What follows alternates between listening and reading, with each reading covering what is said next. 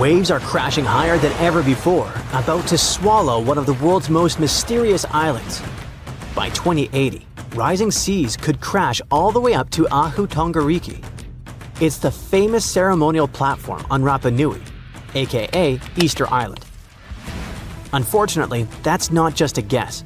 Researchers at the University of Hawaii at Manoa have already run the numbers and shared their findings in the Journal of Cultural Heritage. Their study shows that up to 51 other cultural landmarks, including the iconic moai statues, could face flooding. But before we get to all that drama, let's learn more about Rapa Nui itself. This is the original name of Easter Island. People from Polynesia settled there way back, around 300 CE. Once they made themselves comfortable, they started creating their own wild and creative culture. Between the 10th and 16th centuries, they built massive ceremonial platforms called ahu and huge statues called moai, made to honor ancestors. Those giant figures still stand today, giving the island a mysterious vibe. Rapa Nui National Park protects all this.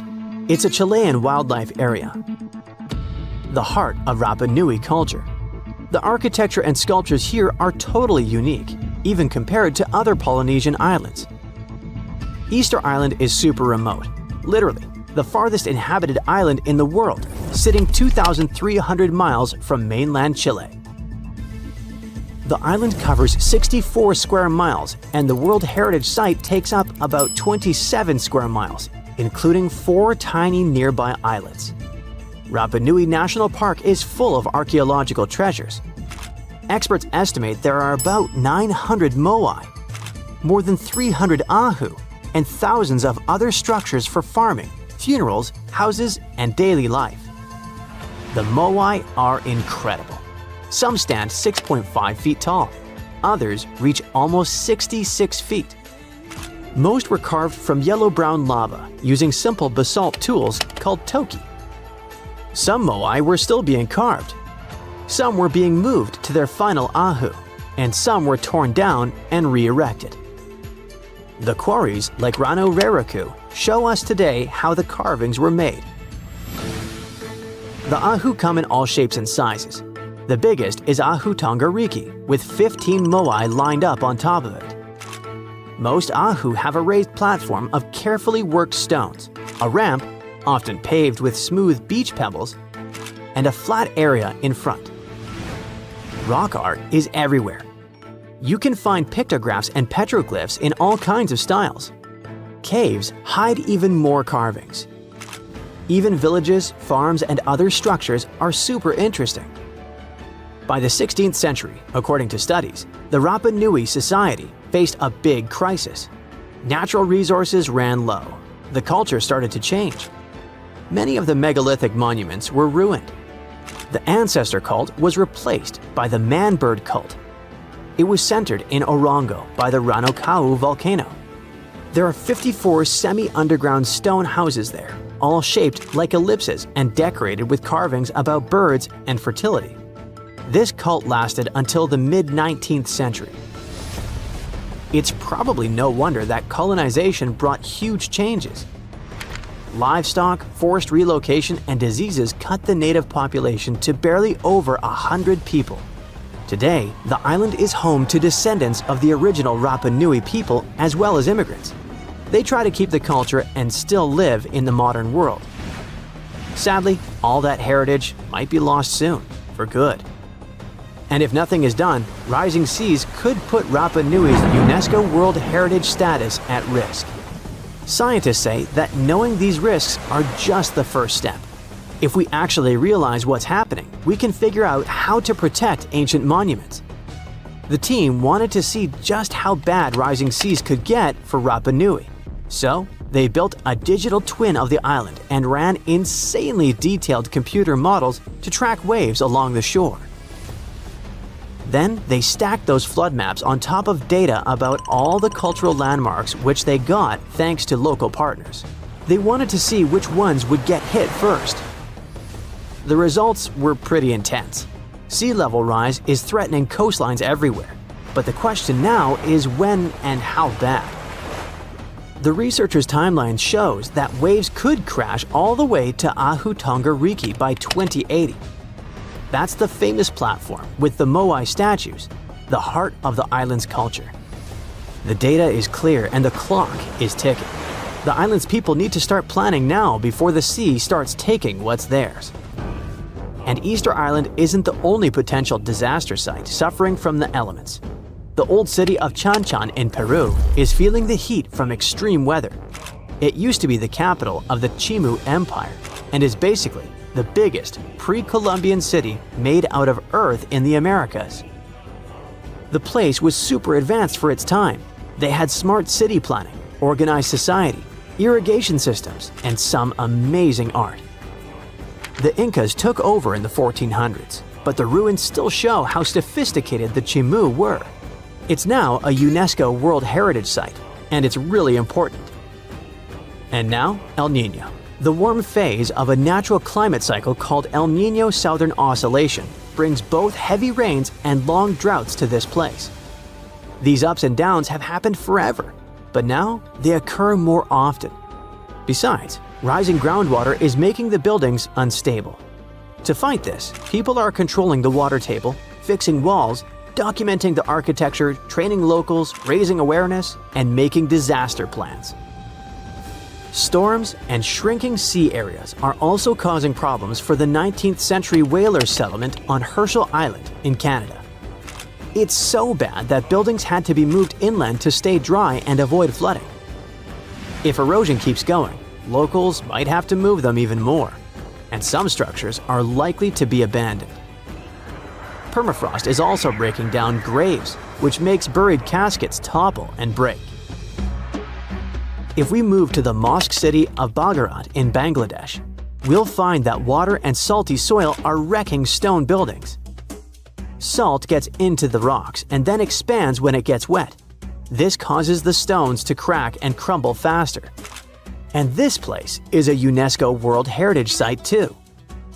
It contains 360 mosques, public buildings, water tanks, mausoleums, bridges, roads, and other public buildings. People once constructed them from baked brick. Another place potentially in danger from rising seas and stronger waves is coastal Great Britain. There, weather conditions are threatening lots of historic castles. Hurst Castle in Hampshire, Tintagel in Cornwall, Peel Castle in Cumbria, Bayard's Cove Fort in Devon, Garrison Walls in the Isle of Scilly, and Kelshot Castle in Southampton all face danger. English Heritage says they need to fix walls and build stronger defenses to stop storm damage. Heavy rains and extreme weather are also hitting Edinburgh in Scotland. Flooding and landslides are a serious growing risk. Since 1970, annual rainfall has gone up 13%. The sandstone repeatedly gets wet and dries, which wears down Edinburgh Castle and erodes the volcanic rock it stands on. Is it going to topple one day? If nothing is done soon, time will show, I guess. Another super famous and touristy place that might get flooded soon is Venice in Italy. Its lagoon faces a serious threat from rising sea levels.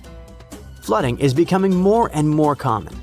This puts the city's buildings and streets at risk. So, as you see, the problem of Rapa Nui aren't unique. Other coastal places like Hawaii face the same threat from rising seas.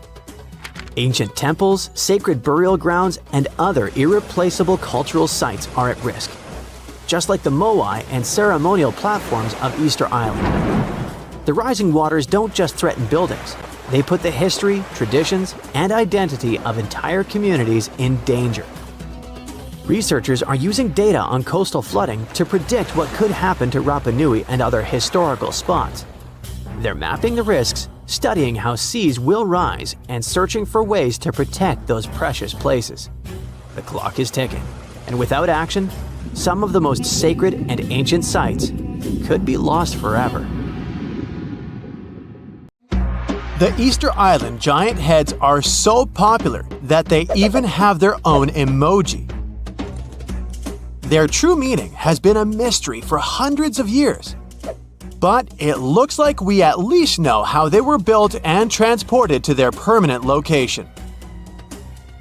The moai statues consist of 3 parts: a large yellow body, a red hat or top knot, and white inset eyes with a coral iris. Around 1,000 of them were created. The main bodies of most of the statues were made out of volcanic tuff from a local quarry in what used to be a volcano. The material is easy to carve, but not so easy to transport. That's probably why researchers found over 300 unfinished moai back in the quarry. The rest of them stand in various locations, facing the villages as if watching over the locals. So, it looks like the statues were carved lying on their backs.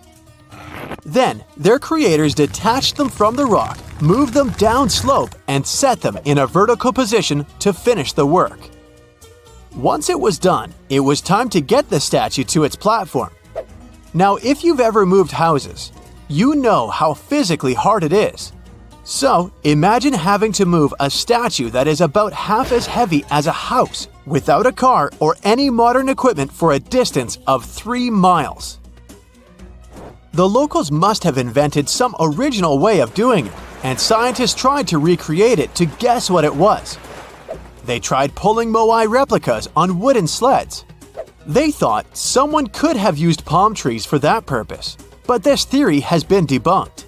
The most successful experiment so far was wielding ropes to rock the statue down the road in a standing position. This method sounds real because the local Rapa Nui legends mention that the moai walked from the quarry. And, of course, they needed a good road to get there. In the early 20th century, researcher Catherine Rutledge identified an 800-year-old road network on the island. It was a bunch of pathways around 15 feet wide going from the quarry. She thought that those roads were ceremonial and not built just for the statues. She wasn't a famous scientist back then, so others mostly ignored the theory. Several decades later, famous Norwegian adventurer and archaeologist Thor Heyerdahl published his theory.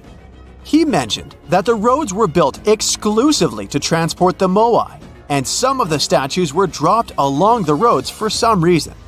But in 2010, researchers found that the statues weren't randomly dropped. They actually reached their final destinations as they were all set on hidden platforms. Plus, the road floor was U-shaped, so pulling massive statues along them wouldn't be easy. You can still find roughly 15.5 miles of these roads on the island and see them from satellite images. And it looks like Catherine Rutledge was right about them. The roads were probably built for pilgrims to a sacred volcano, and the moai standing by them were sort of signposts. Halfway across the world in southern England lies another mystery made of stone, a massive sound illusion, a symbol of unity, a burial ground, or more. Scientists are still debating the purpose of Stonehenge. It took Neolithic builders around 1,500 years to construct this beauty made of roughly 100 stones standing upright in a circle. Millions of tourists come to see it every year, and heritage protectors were worried about the modern road snaking close to the landmark. That modern road is now sunk into the ground below the grass level. And even though archaeologists assumed they could find an older road under it, they didn't have any high hopes. But when they took off a layer of asphalt, they noticed 2 parallel ditches that were nearly perpendicular to the road. The ditches connected the shortened sections of the avenue. That's what the archaeologists call the ancient pathway leading up to Stonehenge. It proves that the ancient people used to visit the monument for their purposes, and probably some ceremonies. Another interesting find during a dry summer was 3 dry patch marks within the stone circle. It looks like they were left there by 3 massive boulders. So Stonehenge could have been a full circle once. In 2021, archaeologists found a Roman road submerged in the Venetian lagoon. The fact that it runs there on the bottom for nearly 4,000 feet is proof that the Romans were here before sea levels rose and flooded the area. It supports the theory that there was an important settlement here centuries before Venice was founded at the spot in the 5th century CE. The ancient Romans were great at many things, and one of them was building roads. And it looks like they weren't afraid to work on the trickiest terrain. Scans have shown that the ancient road was built right on the beach, and it requires some serious skills. Imagine a village from over 1,000 years ago frozen in time. There's still half-eaten food on the tables and personal things left in a rush. It's all preserved so well because it's covered by volcanic ash. Researchers found this village in 2011 in modern-day El Salvador. They believe there was a mass celebration in a Maya village called Seren over 1,400 years ago. The whole village was there, preparing the main temple for a ritual when a nearby volcano erupted. The 200-plus residents had no time to rush back to their homes. To save their lives, they had to flee the plaza and run south on a raised road called Sacbe. They managed to escape from the plumes of volcanic ash. In addition to being a superhero and saving all the people, the road had another cool feature. All Sacbe roads had an outer layer of stones, but this one was made of ash. Ironic, isn't it? It proves that the Maya people didn't only use stones to build their roads. Archaeologists discovered several coins in Jerusalem when they were excavating an old street. When they saw the minting dates, they realized the road was built when Pontius Pilate was the Roman governor of Judea. Since he was the local ruler, it's almost clear that he gave the order to build the road. The pilgrims most likely used this road to reach the Temple Mount for worship. The pathway, which was laid with over 10,000 tons of limestone, was almost as broad as a London bus is long. It had been there for 2,000 years. It's not common that you find such a luxurious road, and it's not clear why a Roman governor would spend so much money on the road. It was probably his attempt to make the city's population like him. Plus, it was a great way to show he had both money and influence. The Old North Trail is an ancient highway that the inhabitants of North America used for 10,000 years. First on foot, then with dogs, and finally with horses. The first travelers moved around the continent down its paths for thousands of miles long before the first Europeans arrived, and even during the last ice age. They used it to carry trade goods, visit relatives, find a mate, or just explore. Researchers keep finding evidence that the stories and legends of the Blackfoot Indians about this trail are real. And it could be even the road that served one of the most massive human migrations. The people who crossed from Asia on the Bering Land Bridge about 15,000 years ago and settled in North America might have used the ice-free corridor along the Rockies, which later became a part of the trail. The Nakasendo Highway was built in the 17th century during the Edo period of Japanese history to link Kyoto and Tokyo. The 310-mile-long road runs across mountain ranges and down onto the plain. It was one of the 5 main roads used by the feudal lords and their families to travel to the capital. There were 69 post stations on the route where travelers could stay overnight. The road was built for horses and pedestrians, as the Japanese didn't use carts. You can still walk parts of the route.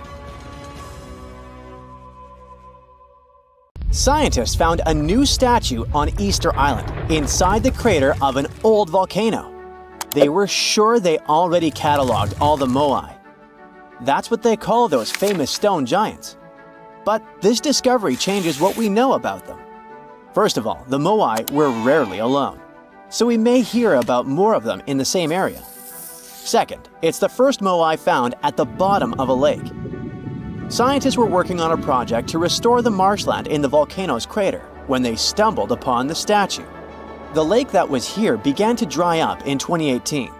For at least 200 or 300 years, it was almost 10 feet deep, so it would be impossible for humans to build or put a statue on the bottom. Scientists think the moai are over 500 years old. It's possible that the Rapa Nui people who built them probably brought the statue here when the lake was dry in the past. The new find turned out to be slightly over 5 feet tall, which is smaller than the other statues on the island. It's a full-bodied one with recognizable features. Researchers also plan to do radiocarbon dating to find out the exact age of the statue. They don't plan to remove it from where it was found because the oldest members of the Rapa Nui community want it to stay where it is. Moai statues kept scientists puzzled for centuries.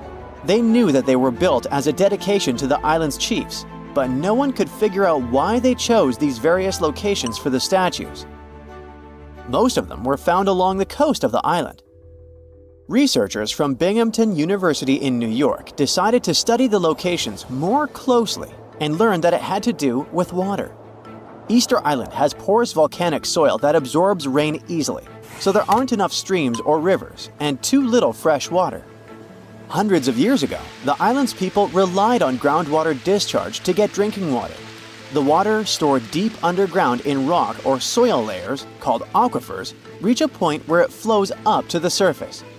When this underground water emerges near the coast, it mixes with the salty seawater, but the salt level remains low enough that the water is safe to drink. The islanders used to collect this water directly from the spots where it flowed out. And it looks like that's why they built the moai along the coast, right near their most important water source. The main bodies of most of the statues were made of volcanic tuff from a local quarry in what used to be a volcano. This material is easy to carve, but not so easy to transport. That's probably why researchers found over 300 unfinished moai back in the quarry. The rest of them stand in various locations, facing the villages. It looks like the statues were carved lying on their backs. Then, their sculptors detached them from the rock, moved them downslope, and set them in a vertical position to finish the work. When it was done, it was time to move the statue to its platform. And we're talking about moving statues that weighed around half as much as a single-story, unfurnished house without a car or any modern equipment for 3 miles. The locals must have invented some original transportation method. Scientists tried to recreate it and pulled moai replicas on wooden sleds. They thought someone would have used palm trees for that purpose, but this theory has been debunked. The most successful experiment so far was wielding ropes to rock the statue down the road in a standing position. This sounds legit, because the local Rapa Nui legends mention that the moai walked from the quarry. And of course, they needed a good road to get there. In the early 20th century, researchers Catherine Rutledge found an 800-year-old road network on the island. It was a bunch of pathways around 15 feet wide going from the quarry. She thought that those roads were ceremonial and not built just for the statues. She wasn't a famous scientist back then, so others mostly ignored the theory. Several decades later, famous Norwegian adventurer and archaeologist Thor Heyerdahl published his theory. He mentioned that the roads were there exclusively to transport the moai, and some of the statues were dropped along the way for some reason. But in 2010, researchers found that the statues reached their final destinations because they were all set on hidden platforms. The road floor was U-shaped, so pulling massive statues along them wouldn't be easy. You can still find roughly 15 miles of these roads on the island and see them from satellite images. Scientists used to believe that the Rapa Nui people made Easter Island unlivable and ruined their own civilization.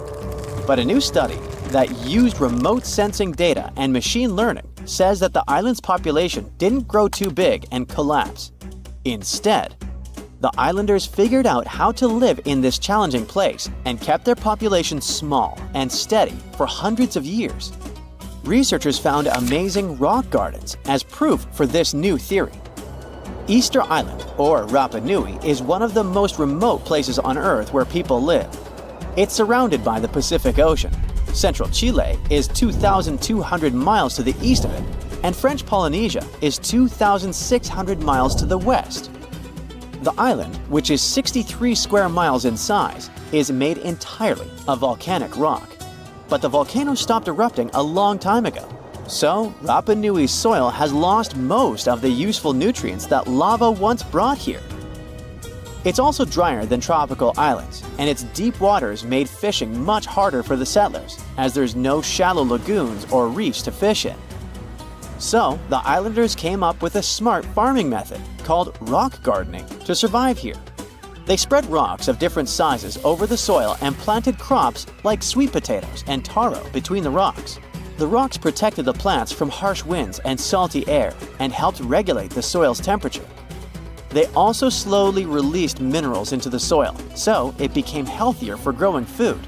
Some islanders still use these gardens, although they don't produce a lot of food.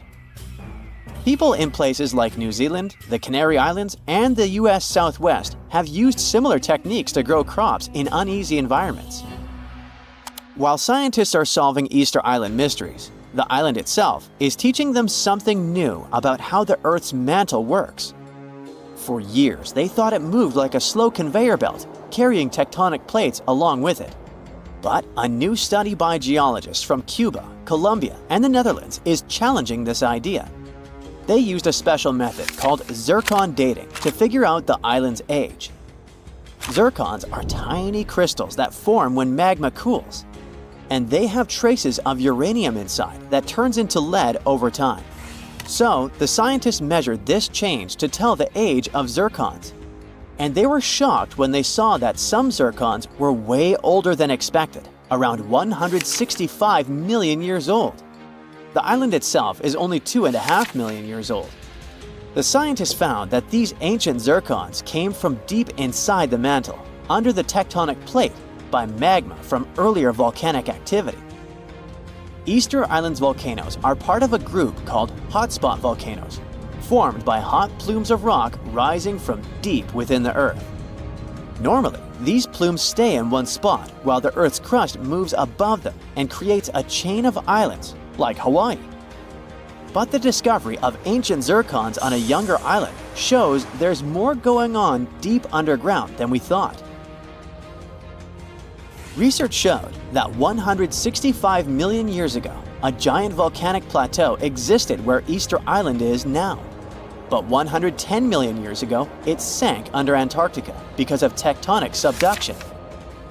Ancient zircon minerals stayed put and didn't travel away with the mantle conveyor belt. So, it looks like the mantle near hotspot plumes doesn't flow as much as scientists used to think. It stays still.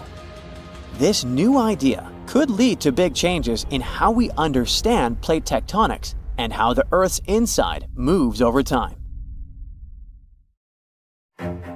Hey, you've heard of Stonehenge. Of course you have. Big rocks mysteriously mounted in circles on a plain in England by, somebody. But what if England's Stonehenge is only a replica of another monument, and its builders just crossed the Atlantic and copied what someone had already done elsewhere? Well, it turns out researchers found another Stonehenge underneath the waters of Lake Michigan. This lake is a hotspot for woo-woo unexplained things. A bunch of disappearances, plane crashes, and now this, an ancient underwater monument that looks strangely enough like Stonehenge. We couldn't help ourselves and needed to dive deep into this story. A ring of massive stones, arranged in a way that felt all too familiar. They saw two circles, an outer one and an inner one, sitting 40 feet below the surface. But this wasn't just a random pile of rocks. These stones had been placed there purposefully by human hands. And by doing some further research, they discovered that they were staring at a structure that's over 9,000 years old. Think about it. This Stonehenge beneath Lake Michigan predates the pyramids. It predates Stonehenge itself by about 4,000 years. All of this information was enough to startle scientists at Northwestern Michigan University. But that was before they found this out. One of the stones had a carving, a faint but clear petroglyph of a mastodon. Mastodons kind of look like the ancestors to our modern-day elephants, but they have been extinct on planet Earth since 10,000 years ago. So, whoever built this underwater Stonehenge needed to be alive at the same time these creatures roamed our planet. This discovery raised many questions among scientists. I mean, why on earth would they go through all this trouble to lay rocks at the bottom of a lake? Well, first things first. Scientists believe that Lake Michigan had much less water back then than it does now. Second, it could have something to do with ancestral practices of First Nation people. There's one theory from a professor of the University of Michigan. He suggested that the stones formed a kind of prehistoric hunting trap. He believes that early hunters used the circular formation as a drive lane to herd large animals like the mastodons from the rock carvings we were just talking about. Once they got these huge animals into a tighter circle, they could be more easily hunted. But not everyone's convinced by this theory. Some believe the circle probably had a deeper spiritual purpose. According to local Native American tribes, like the Anishinaabe, stones are more than just rocks. They're living beings. They hold spiritual energy and represent a connection to the earth and all living creatures. An elder from the Anishinaabe community even suggested that these stones are sacred, placed there by their ancestors to honor the land and its creatures. Scientists are trying to study the stone formation in depth, like about 40 feet. But that's the problem, actually. The fact that it's underwater makes it super difficult, since they don't have the best technology. Traditional archaeological tools don't work as well when everything is submerged, but promising new technologies like stereophotogrammetry, which literally means making 3D models of a site, are helping scientists study the stone circle more closely. Still, research is slow and expensive, so it's hard to know when this mystery will come to a close. As we said, Lake Michigan is a hot spot for unexplained phenomena. Its lakebed is filled with shipwrecks, such as the Thomas Hume, a sturdy American schooner. It also collects debris from airplanes that have suddenly gone missing while flying the area, such as Northwest Airlines Flight 2501 that disappeared in the 1950s. Some people even call the area the Lake Michigan Triangle, suggesting paranormal activities like what happens in the Bermuda Triangle might be going on. The lake spans over 22,000 square miles, which means it's almost two-thirds the size of the country of Ireland. In 2024, scientists were able to access another one of Lake Michigan's mysteries, the wreck of the Margaret A. Muir schooner. This 130-foot-long sailing ship sank over 130 years ago. The discovery was announced just recently by the Wisconsin Underwater Archaeological Association, the WUAA, whose team found the shipwreck sitting 50 feet below the surface just off the shores of Algoma, Wisconsin. Built in 1872, the Margaret A. Muir was a three-masted schooner built to carry heavy cargo across the Great Lakes. Her final voyage started out as a routine trip. Loaded with bulk salt, the ship left Bay City, Michigan, heading for South Chicago, Illinois. But on September 30th, 1893, things took a bad turn. Just as the Muir approached the town of Annapolis, now known as Algoma, a sudden storm hit. The ship began taking on water fast. The captain of the boat ordered his crew to abandon ship, and thankfully, they all made it to shore safely. For more than a century, the wreck sat undisturbed on the lakebed, its location a mystery. But thanks to a combination of historical research and high-resolution sonar, WUAA searchers finally found her in May of last year. The wreck is remarkably well preserved, with parts of the deck and gear still visible. Well, just a few lakes over to the left, researchers uncovered another impressive thing. At the bottom of Lake Mendota, near Madison, Wisconsin, researchers found 11 ancient canoes. They believe the oldest of the canoes dates all the way back to 2500 BCE.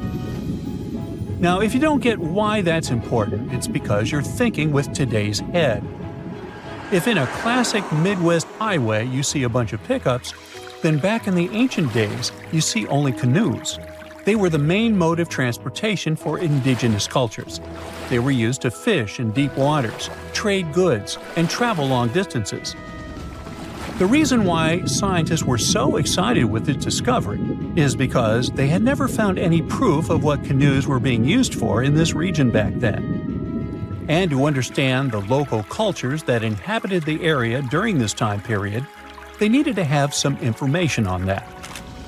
This exciting discovery was announced by the Wisconsin Historical Society in May 2024. The first canoe, which they believe is around 1,200 years old, was pulled from the lake in 2021.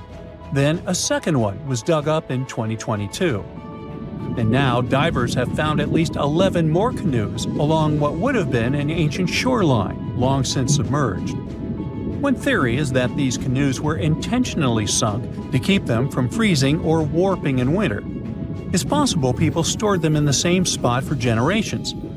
Or maybe this is just a small part of a much bigger settlement. Historians do believe there could be an ancient village hidden under the water of the lake. Divers have already found stone tools, like net sinkers used for fishing, but the village itself hasn't been located yet.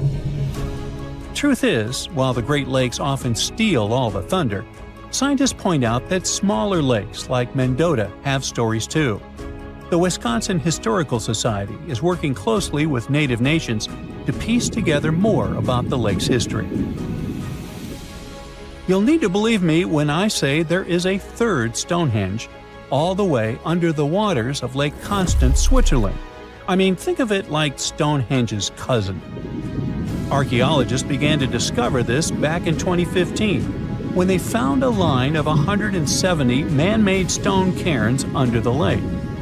Scientists say this was most likely the work of several villages, and that the cairn site was probably used for some collective purpose because, well, the formations are huge. Some of them are several dozen feet wide, and they can build up to 6 feet. The most amazing discovery so far is that the site dates back to around 5,500 years ago. So around the time the original Stonehenge was being built. Some of the facts that link them together are their construction dates, as well as the distinct characteristic of stone monuments built in a circular format. Scientists don't know much about this site yet, but hey, I see a pattern manifested all over the world, don't you? If you come across a well in Portugal, resist the temptation to gaze into its depths. The inverted tower in the enigmatic city of Sintra sends chills through those who encounter it as it spirals down a daunting 88 feet into the underground. It certainly wasn't designed to collect water, yet its true purpose remains a closely guarded secret. Dating back to around 1904, this well could have been involved in a mysterious initiation tradition from the Knights Templar. The Templars had faded into history almost 6 centuries before the construction of this pit, but their enigmatic traditions were revived by later generations. So one theory says that candidates seeking to join the group back then had to confront their deepest fears by facing this well, descending its spiral staircase blindfolded.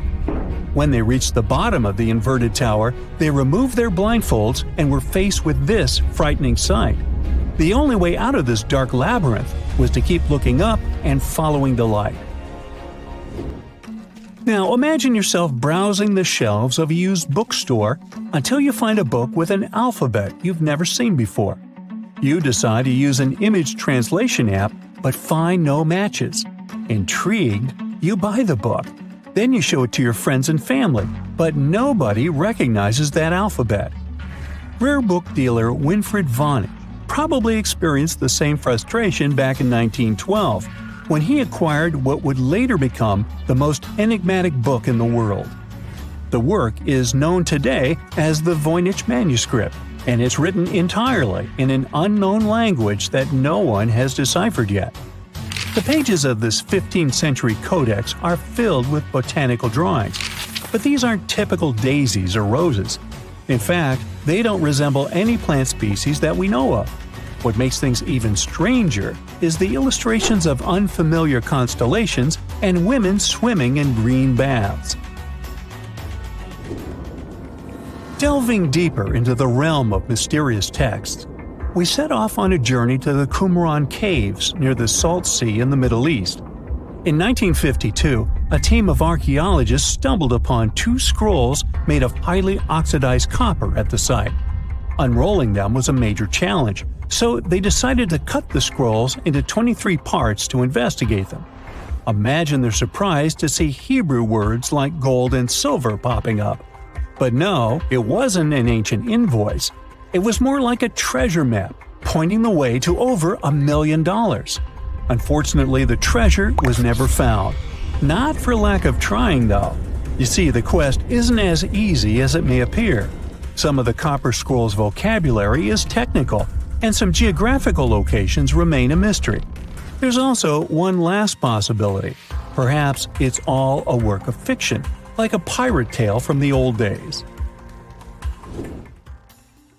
People talk about Mona Lisa's almost haunting stare that seems to follow you no matter where you stand. But here's a quick question. Does she have eyebrows? You got it right if you said no, and her complete lack of eyebrows adds another layer of mystique to her gaze. The most common explanation is that beauty standards were different, and perhaps plucking the hairs above the eyes was a thing around 1503. But take a look at other Italian paintings from that time, like La Schiavona or Portrait of a Young Girl.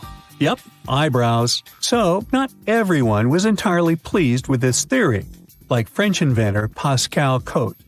He spent 3,000 hours analyzing scans of the painting to dig through all the layers of Leonardo da Vinci's masterpiece. Now he claims that the Mona Lisa once had eyebrows, but they disappeared over time due to cleanings and restorations. Some historians, however, still question his findings, which means that Mona Lisa's style, or lack of it, remains an unsolved mystery. So, you decide to travel to Rio de Janeiro, and everyone tells you that Sugarloaf Mountain is a must-see. When you spot the mountain from a distance, you realize that the stone has a cavity.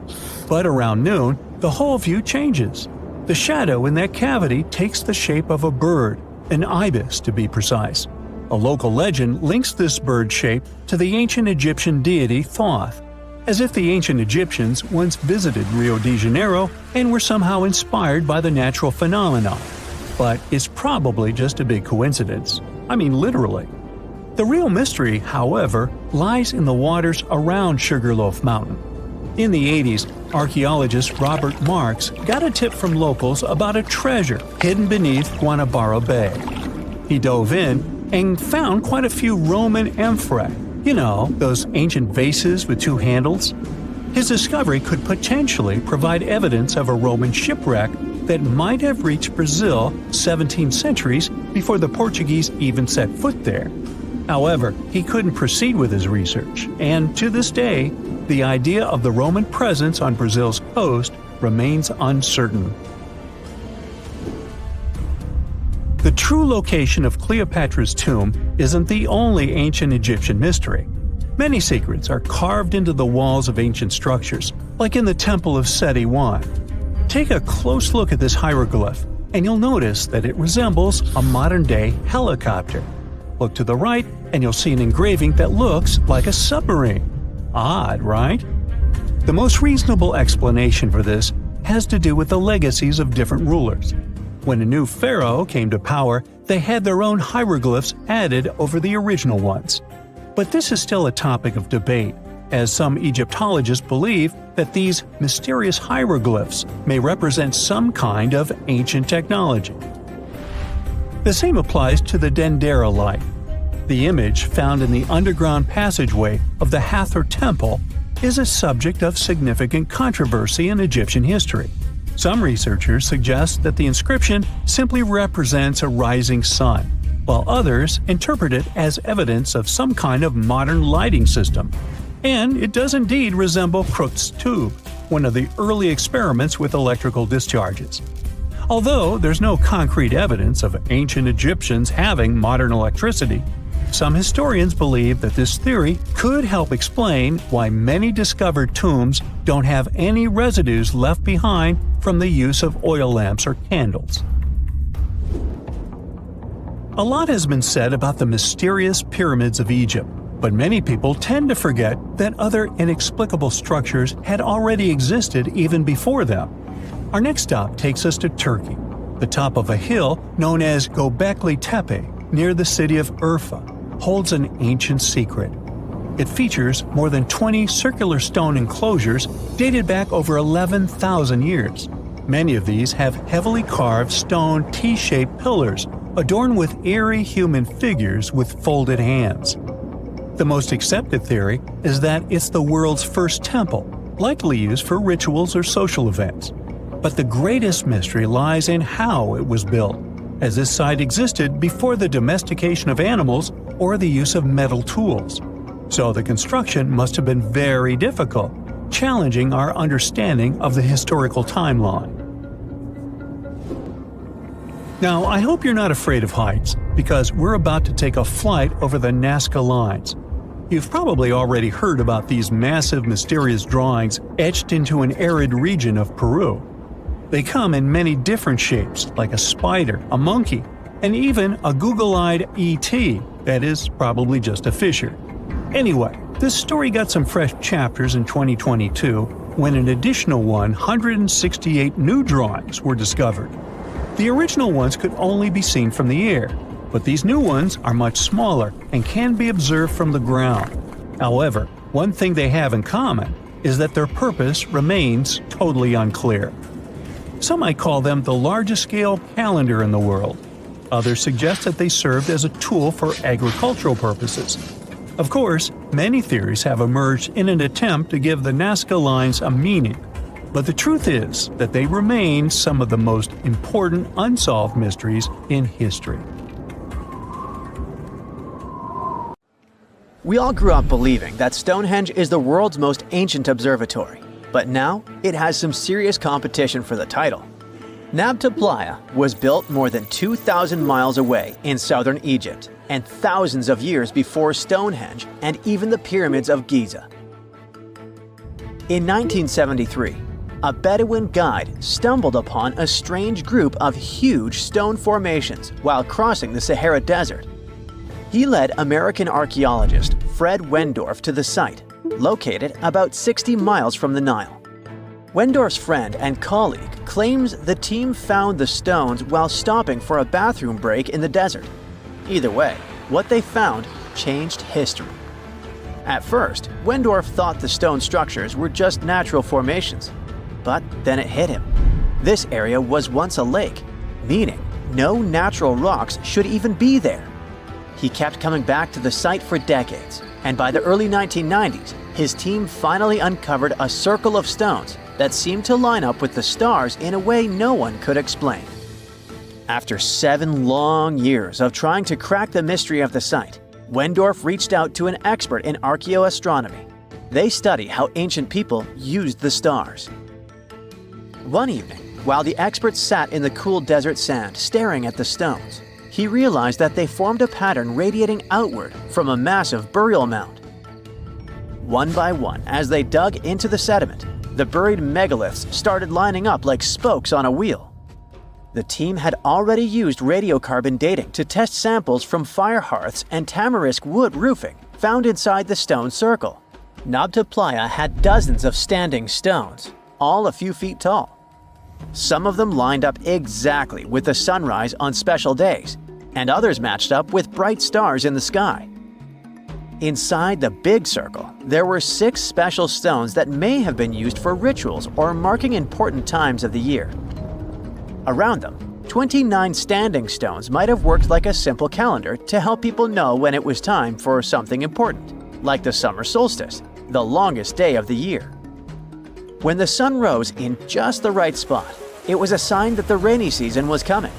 The stone circle once aligned with the brightest stars in the northern sky: Arcturus, Sirius, and Alpha Centauri.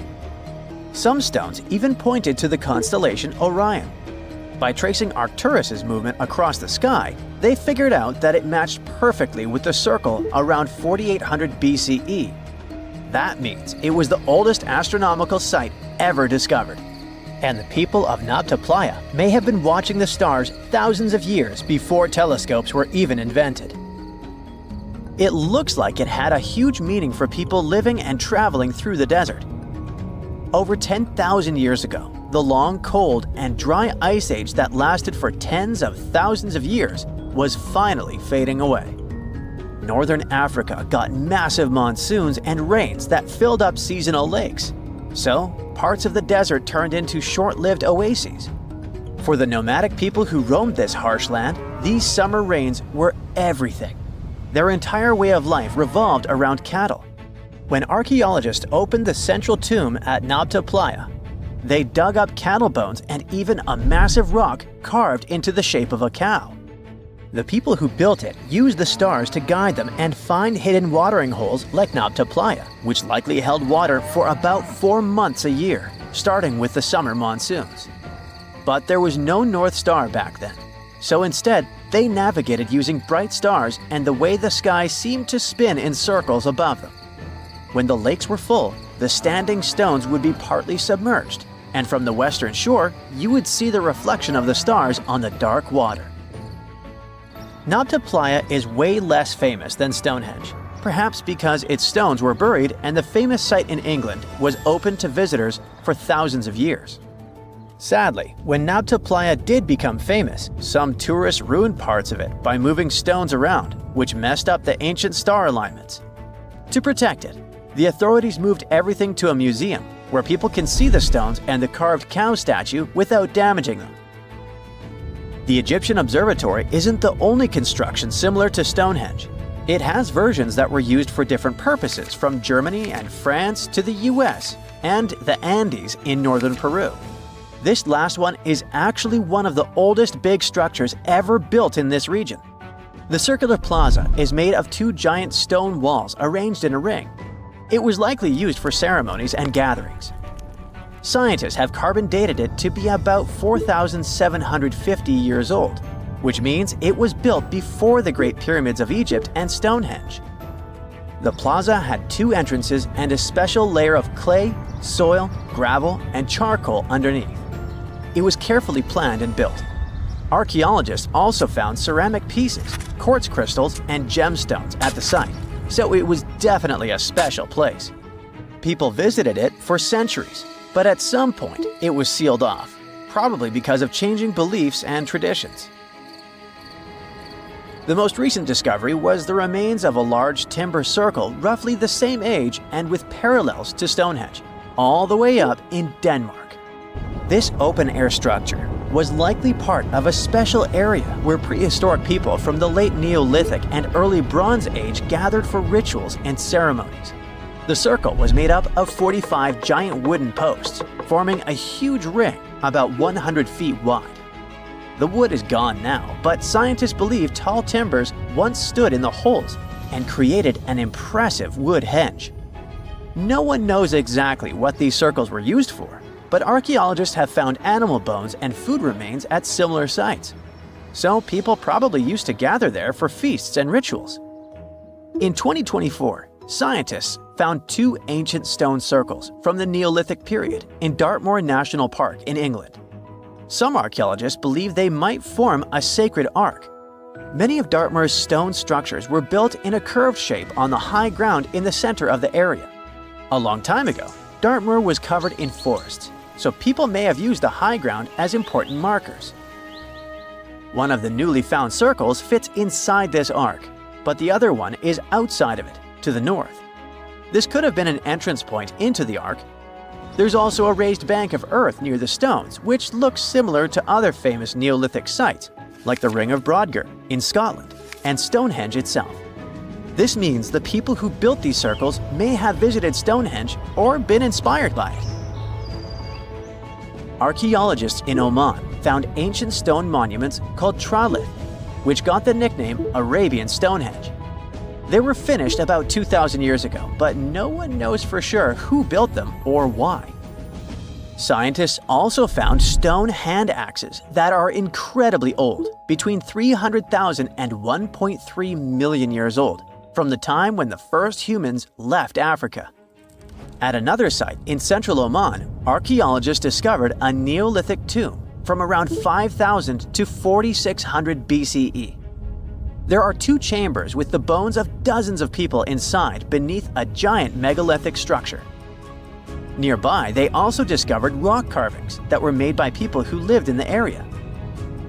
And then there is another Stonehenge look-alike, this time in Saudi Arabia, that was used as an apartment complex thousands of years ago. Archaeologists discovered a total of 345 stone circles by looking at aerial photos of a lava field. Each circle is between 13 to 26 feet and has at least one large standing stone in the middle. These structures still have remains of stone walls and doorways. Stone circles like Stonehenge are often linked to ceremonies and rituals, but scientists say that many early houses were actually built in round shapes, and rectangular homes only became common much later in history. They say this place is swarming with money. It's been stored there for centuries, but no one managed to take it away from this island.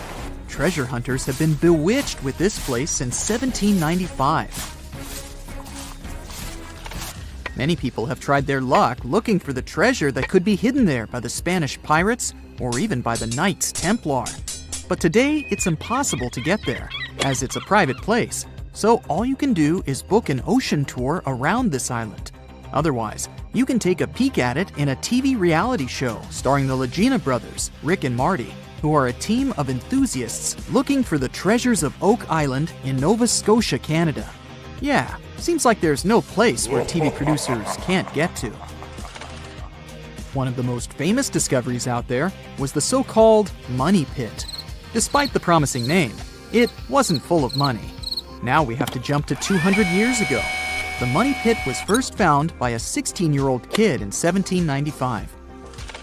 One day, Daniel McGinnis went fishing at Oak Island. He saw a tree there. Unsurprisingly, it was an oak, and it had weird markings.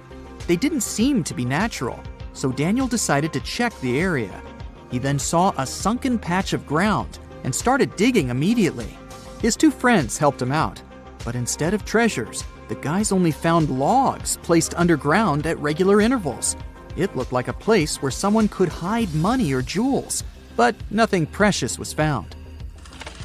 However, there was something curious down that pit. Someone found a granite stone there, and it had an engraved inscription on it. There were many attempts to decode it, but most of them ended up in failure. There's one translation though, and it says, 40 feet below, 2 million pounds are buried. Yeah, McGinnis and his friends should have dug harder. The next fun thing about the Money Pit is the coconut fiber found down there. They say that large amounts of this fiber were found at a depth of 60 feet. It may not surprise you, but I have to remind you of one thing. Oak Island is in Nova Scotia, Canada. Coconut trees do not grow there. The nearest one is about 1,500 miles from Nova Scotia, which makes it obvious that someone brought this fiber purposefully. Researchers came up with an idea that coconut fiber could have been used to make ropes and lower all the treasures down the pit. Next up, we have not one, but 2 mysteries. In the late 1800s, the Oak Island Treasure Company was thoroughly inspecting and excavating the island. Everyone believed something enormous was hidden there. These guys managed to drill 153 feet underground. That's like 15 stop signs stacked one on top of the other. You might have guessed that they didn't find pounds of gold and diamonds, but they found a manuscript. There's a theory claiming that it's one of Shakespeare's lost manuscripts. Some scientists believe that it was hidden there by the writer and scientist Francis Bacon, the true author of Shakespeare's works. Yeah, rumor has it was Francis and not William who wrote all the plays and sonnets. But there's no proof it was really so. The Money Pit may be the most popular shaft on Oak Island, but it's not the only one, and it's not the first. Before the Money Pit discovery, treasure hunters were drilling at Smith's Cove. While damming there, they found a wooden piece. It was a U-shaped formation that had Roman numerals. After a more thorough inspection, the specialists realized it was supposedly dated to 1769. The money pit was discovered 26 years later. This fact created many speculations that this structure might have been part of the real shaft with treasures everyone was looking for.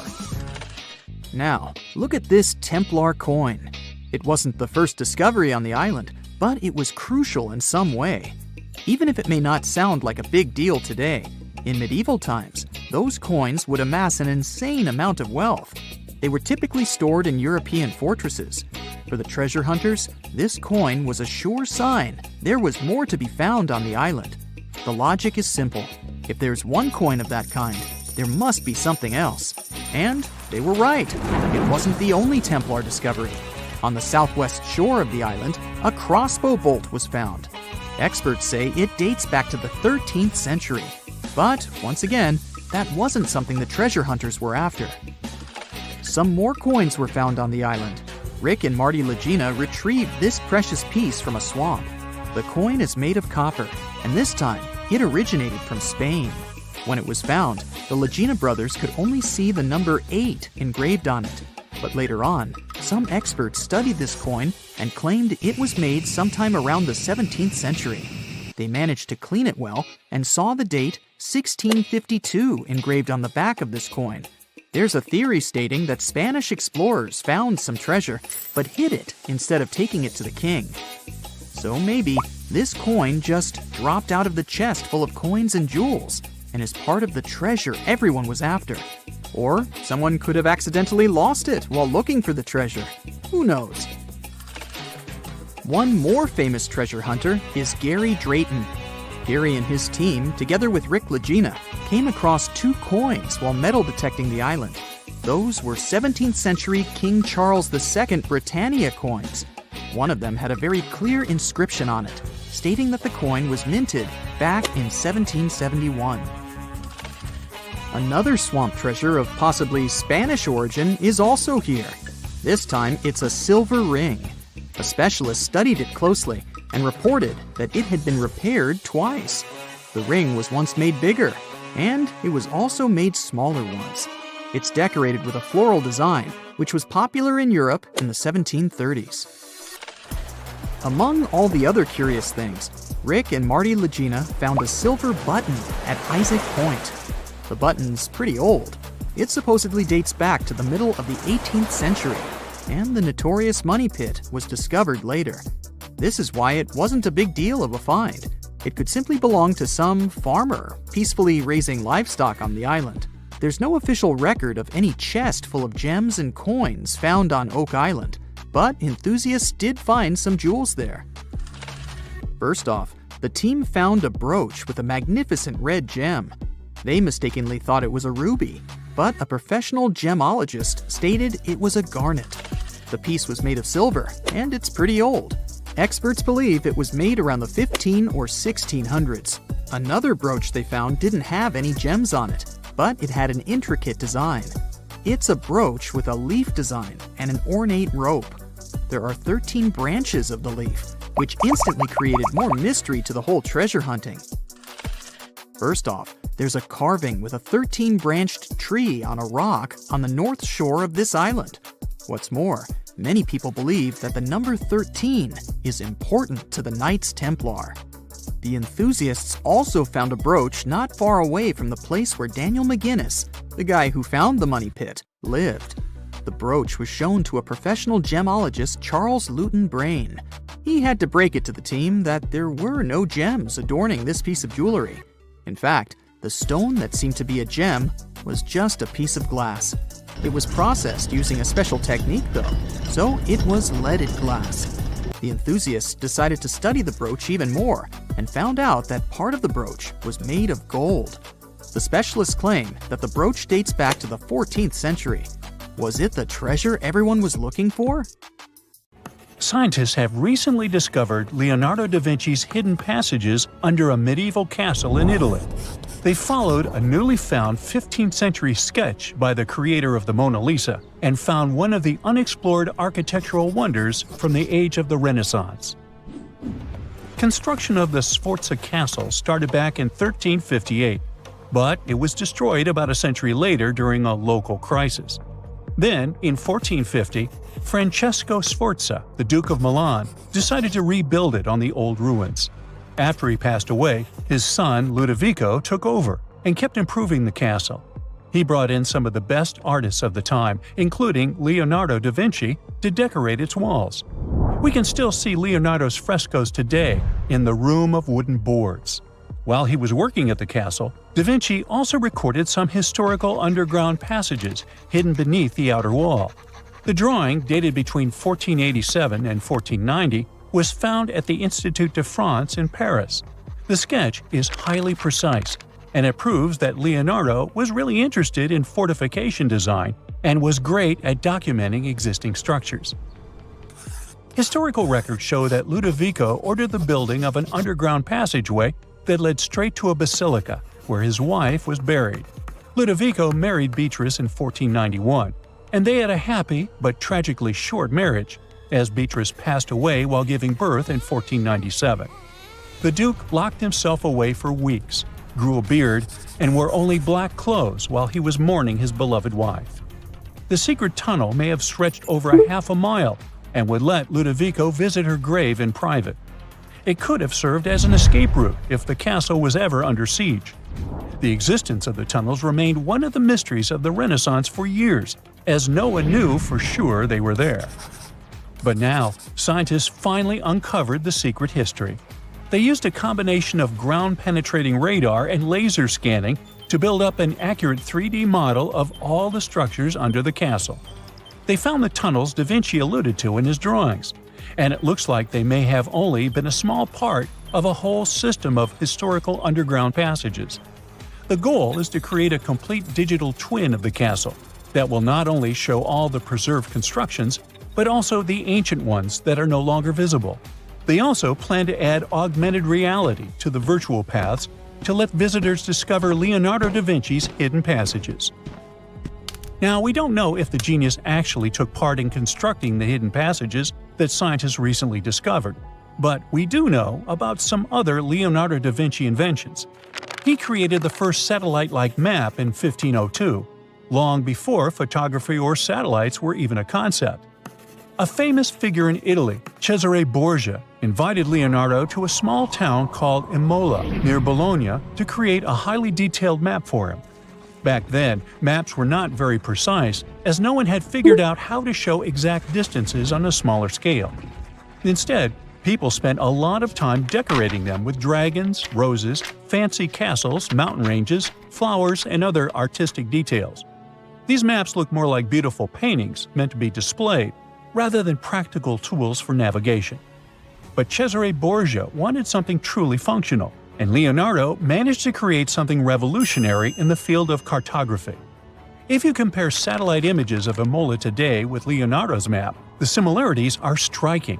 He captured every alley, curve of the streets, roadways, and even the exact sizes of the buildings. And he did it all by hand, using just a pencil, ruler, compass, and several of his own clever inventions. To gather all the necessary data, the genius walked through the streets for weeks using a large wheel that spun as he moved, recording the distance with a cable. Using the magnetic compass, he determined precise directions. He also developed a tool called the bussola, which measured angles inside a circle. With this, he could track the exact turns of each street and the size of the intersections. He figured out the distances between houses and major roads. Then, back at home, he used his notes and calculations to draw the map to scale with incredible precision. In his work, da Vinci also used a technique developed by Florentine humanist Leon Battista Alberti. He created a mapping method where you could place an entire city inside a circle using polar coordinates. At the center of the city, 8 straight lines met, representing the main directions of a compass. Leonardo used this system to divide the town into 8 sections. He didn't overlook even the smallest buildings, which made his map one of the most advanced of its time. The Italian genius had a big dream to build a machine that could let people fly. He studied how birds, bats, and kites moved through the air and designed a special flying machine. He believed that if he could copy their movements, humans might be able to soar like them. Da Vinci's design looked a lot like a bat, with two large pointed wings that stretched over 33 feet wide. He planned to build the frame from lightweight pine wood and cover it with raw silk to make it strong but not too heavy. The person flying it would lie on their stomach on a wooden board in the center.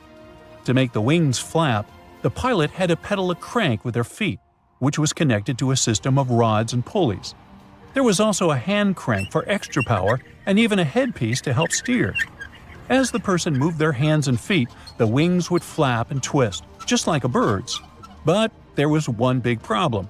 Humans aren't strong enough to make the machine lift off the ground. Even though it might have worked once in the air, there was no way for a person to get it flying on their own.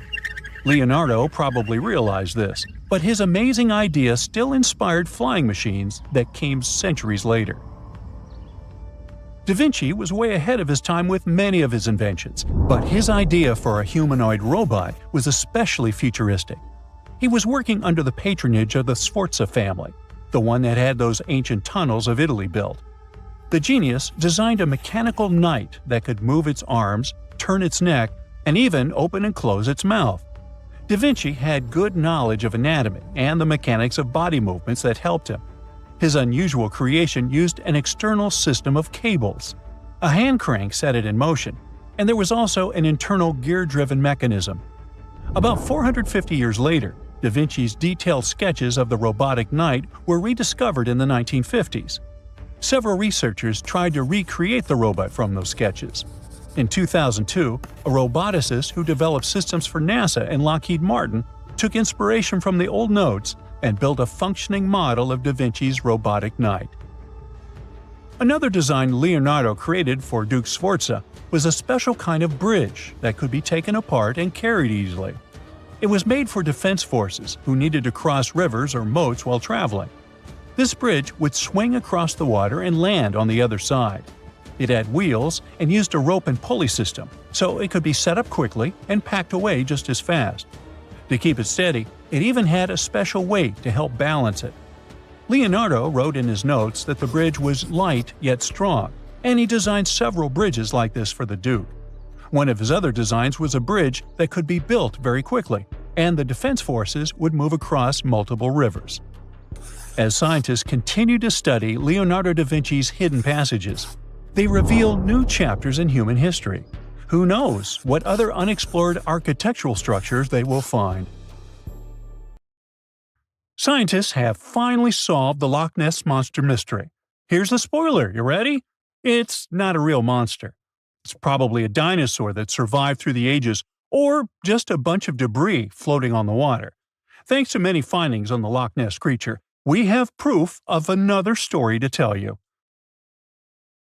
It was 1933 when a man named George Spicer and his wife were driving along the shores of Loch Ness. That's when they saw something massive with a long neck moving across the road. It looked like a creature straight out of the prehistoric era, a dinosaur-like beast unlike anything they'd ever seen. That was the moment that Loch Ness Monster theories started spreading around like wildfire. One of the most famous Loch Ness Monster sightings came just a year later, in 1934, when a man took a photograph that became the most well-known image of Nessie. That's the nickname she was given. She? Anyways, the photo, known as the surgeon's photograph, showed a long-necked creature rising out of the water, and for years it convinced people that the monster was real. But years later, the truth came out. One of the men who helped take the photo confessed it was all a hoax. The photo had been staged after all. When the photo was published, it had been significantly cropped. This made the animal in the picture look much bigger than in real life, fueling the theories that the Loch Ness Monster did in fact exist. In the 1960s, one of the first big scientific attempts to investigate the mystery of the Loch Ness Monster happened. A research team took sonar equipment to the lake and spent hours scanning the waters in search of evidence of large creatures. What they found was puzzling. They recorded several objects moving deep in the loch, or lake, with no clear explanation as to what it was. Though the team didn't manage to capture anything definitive, this sighting helped fuel the belief that there was indeed something massive living in Loch Ness. After that, research about the mystery of the Loch Ness Monster kept popping up.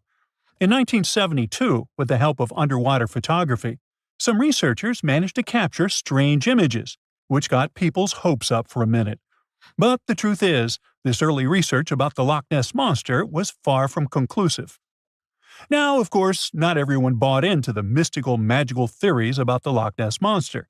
Theory 1, from a professor of zoology at Oxford University, has made it clear that the monster is a biological impossibility.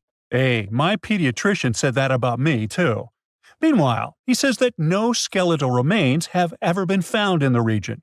Plus, no fishermen have ever caught anything resembling the creature in their fishing nets. For him, this works as proof that it simply can't be real. When it comes to the famous photos of the Loch Ness Monster as evidence, well, that's pretty simple. The professor offers a more down-to-earth explanation. He argues that these images are either showing floating debris or birds, like cormorants, which have long necks and often appear to be low in the water. When people refute his suggestion, he takes us back to human psychology and explains that people often make mistakes and misjudge the size of things, especially when they just caught a glimpse of it, and even more so when they are hoping to see something specific. Now, many of those alleged photos depict an animal with a long neck and a small head, which has led some to believe that what they're seeing is a plesiosaur, a giant marine reptile that lived 215 million years ago and disappeared with the dinosaurs. The idea of a plesiosaur surviving all these years is a theory that's been around since the first sightings of the creature. But this researcher isn't buying it. He explains that no plesiosaur fossils have been found in the region dating to anything later than 66 million years ago. The idea of a prehistoric creature still lurking in the waters of Loch Ness just doesn't hold up scientifically. Then there's theory number 2, from a British naturalist who has spent over 50 years investigating the Loch Ness Monster phenomenon. His conclusion is a little less dramatic. He believes that most people who report sightings of long-necked creatures are misidentifying other animals. He suggests people think they are seeing a sea serpent. Reports of sightings from the Loch Ness Monster have been around since the 6th century CE, long before they were distilling Scotch whiskey or other explanations. Early reports of these sea serpents describe large creatures with long snake-like bodies and multiple humps.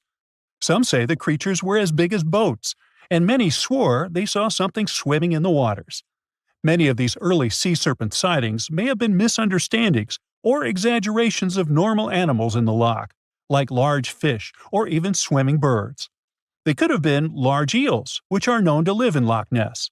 These eels, especially when they're moving, might have given the impression of a long, undulating creature in the water. People who saw these eels from a distance, particularly in low light or misty conditions, might have mistaken them for something much more mysterious. Theory number 3 says something else. Nessie is just a series of standing waves. These happen when two boat wakes move in opposite directions, creating a big hump in the water that could look like a creature from a distance. Loch Ness enthusiasts even showed how it works, with footage from Fort Augustus, where a river meets Loch Ness. These enthusiasts had big plans to use drones with infrared cameras and special underwater microphones to search the loch. Now, Loch Ness is massive, stretching around 23 miles long and more than 700 feet deep. So, they thought they needed drones and infrared cameras to put an end to this discussion. But despite everything, they haven't found Nessie. But it's not only the Loch Ness Monster that lacks scientific explanation. There have also been scores of sightings of Yetis and Sasquatches that no one can really explain. Folks have made movies, dreaming of finding the truth about these creatures. But, according to recent research and evidence, it looks unlikely that we'll ever find definitive evidence of their existence. Science says they can explain Sasquatch sightings, and this is how.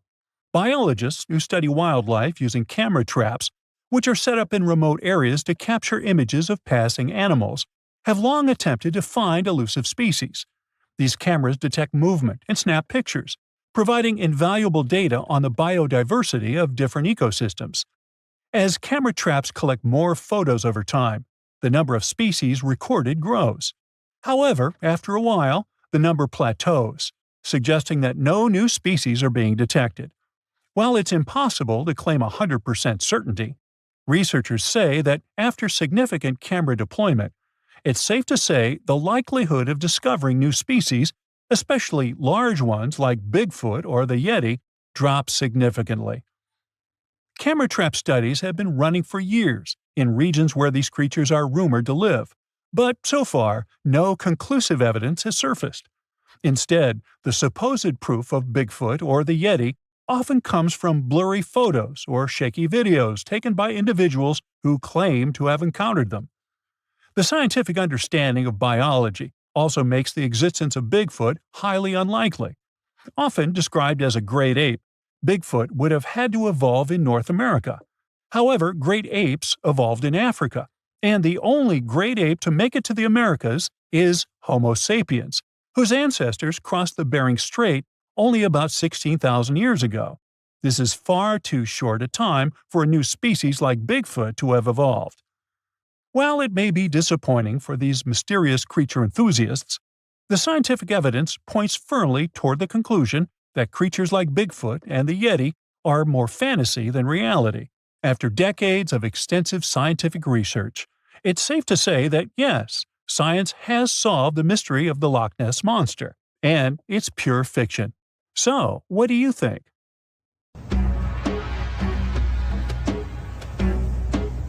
This is not a dune set. This is a very real desert in Niger. Jado was probably built by the nomadic Sao people and is filled with ksars, which are fortified houses made of salt and clay, with giant walls and secret passages. Located deep in the desert, it was once a vital stop for trans-Saharan caravans, but is now a hotspot for smugglers and bandits.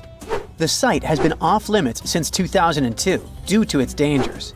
The origin of the ksars remain a mystery. No archaeological studies have been conducted, leaving many questions unanswered. Even today, shifting sands reveal and conceal parts of these ancient ruins, fueling local speculation about what might still be hidden beneath the desert. Speaking of connective tunnels, scientists were blown away by the discovery of lava tubes in Saudi Arabia. These underground passages form when molten lava cools down. Researchers believe that ancient nomadic groups may have utilized these tunnels to survive the super harsh desert climates. While excavating the tunnels, archaeologists uncovered artifacts, rock art, and skeletal remains. The art and animal bones show that the people who used the tunnels were probably sheep and goat herders. They're still piecing together whether these groups lived in the tunnels for extended periods or just used them as temporary shelters. The Great Pyramid of Giza has been standing for thousands of years, but it's still hiding secrets. Using special scanning technology, scientists found two hidden structures under an ancient burial ground.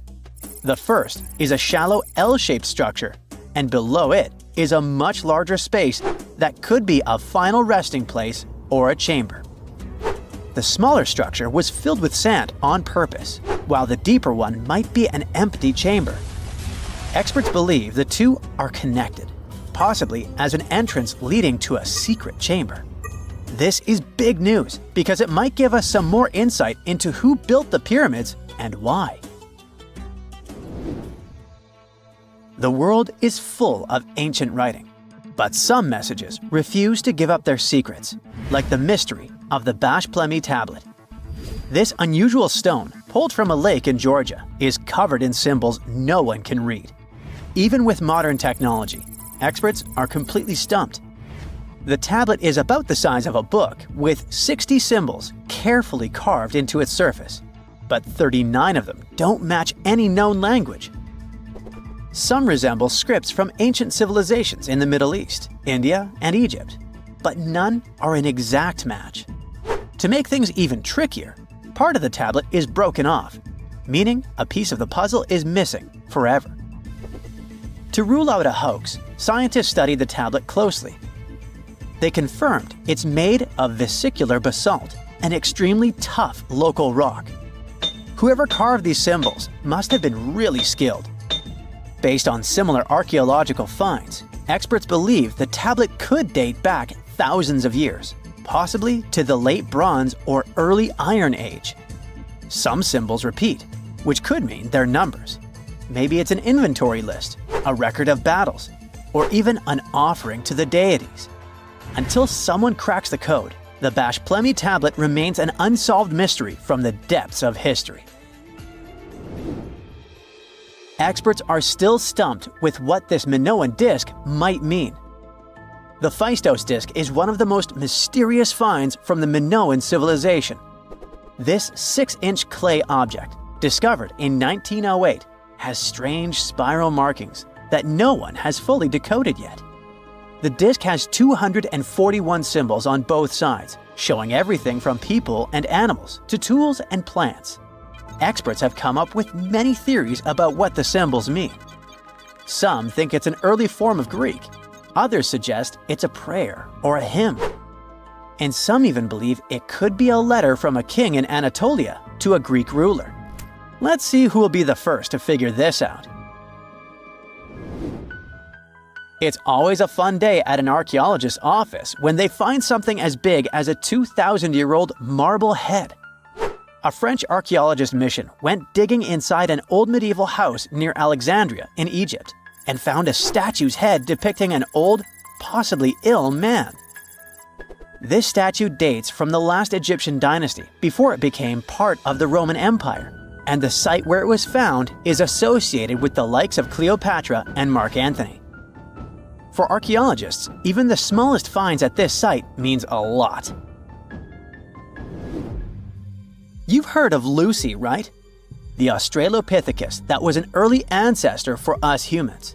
Well, scientists found some of her species' footprints somewhere in Tanzania. The so-called Laetoli footprints are over 3 million years old. The trail stretched 88 feet and has about 70 footprints, left behind when a bunch of early humans walked across some wet volcanic ash. What's cool is that these early humans were already walking on 2 feet, like us, not all hunched over like apes. The close spacing of the prints shows they probably had short legs and a shorter stride than we do today. In an ancient Egyptian temple, archaeologists uncovered a shrine unlike any other, a place dedicated to falcons and 2 mysterious deities.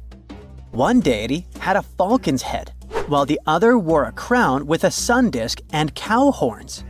But the most baffling discovery was an inscription that read, "It is improper to boil a head in here." At the heart of the shrine, there are 15 headless falcons carefully arranged on a pedestal, likely as offerings to the falcon-headed deity. One theory suggests the birds were boiled first, perhaps to pluck their feathers, before being placed in the shrine, following the strange rule carved into stone. Archaeologists also found a 13-inch iron harpoon nearby. Its true purpose remains unknown, although the shrine also held remains of fish, mammals, and bird eggs, suggesting that the rituals may have included feasting. And speaking of ancient Egypt, meet Hathor. Scientists named her after the ancient Egyptian deity of motherhood, music, and singing. This wooden statue, housed at the Metropolitan Museum of Art, was thought to be just a beautiful artifact, until a surprising secret was uncovered. Using an X-ray machine, experts found a mechanical operating system inside it, with pulleys and axles connecting her shoulder to her left leg. When activated, the system made her hand raise and lower, an engineering marvel from over 3,000 years ago. The statue was created during Egypt's Middle Kingdom, around 1800 BCE, and is often compared to 19th century automata due to its advanced design. It's believed the statue was used in religious ceremonies, symbolizing Hathor's role in dance and music. An unexpected discovery happened in northern Kuwait, where a Kuwaiti-Polish team uncovered a mysterious 7,500-year-old statue. The statue features an elongated skull, no mouth, narrow eyes, and a flattened nose. This feature is thought to be an Ophidian figurine, named after the Greek word for snake, and it was likely made by the Ubaid culture, a civilization known for their pottery skills. While no one knows exactly what role this weird statue played, it might have been linked to rituals or symbolic practices. Some scientists think these figurines, found in homes or final resting places, were tied to important cultural beliefs. We couldn't mention unresolved mysteries of this world without speaking about these elongated skulls. In the deserts of Peru, researchers uncovered 5 ancient skeletons, 2 with unnaturally elongated skulls. While head shaping was common in many cultures, these skulls defy explanation. Local legends tell tales of the so-called gentiles, a mysterious race banished underground by the powerful deities. Some say this is what the skulls represent. Others think this is some type of genetic anomaly, which was confirmed after finding an infant skull, too large to be artificially shaped. You know, a lot happened in the first millennium CE. Sure, we're talking about 1,000 years worth of human history. If you'll remember from school, you'll know it was the time of the rise and fall of the Roman Empire. It was when humans saw the transition to the intense times of the Middle Ages.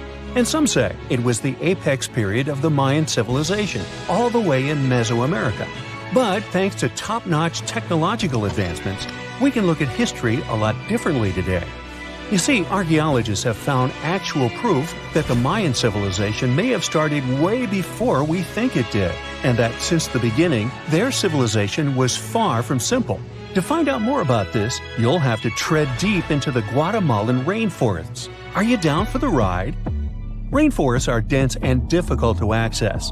If you were an archaeologist, I'm betting you'd find them quite threatening as well. That's actually one of the reasons why we've been kept in the dark for so long when it comes to the truth about the Mayans. But take a look at this. You'd expect to see ruins like this in places like Portugal, England, or the United States. I'm talking about 130-foot wide roads, painted white to help travelers journey through the nighttime. For scale, these roads were about half the size of an American football field. Huge, huh? Scientists recently unearthed a 110-mile network of roads such as these, and they think this dates back to before the first registered Mayan ruins we've known so far. These roadways, which sometimes ran over swampy ground and were even elevated at times, are being called the world's first superhighways. Even if there is no registry of animal-powered vehicles, it's believed that the Maya used them to travel around a network of possibly 964 settlements. They were built like a huge spider web, and from what archaeologists have gathered, they worked as an implied system of economic and social interactions. This completely debunks the traditional idea that the Mayan pre-classic period, which dates back to 1000 to 350 BCE, was made of small tribal settlements. Imagine the manpower and engineering ability you need to muster to build something close to these white highways. Scientists believe that these causeways were built pretty much the same way as the Mayans built their pyramids. Oh, and if you're wondering about these gigantic pieces of architecture, don't worry, we'll talk about them in a bit. Now, so far, scientists believe that the roads were built with a mixture of mud and quarry stone. Oh, and using several layers of limestone, of course.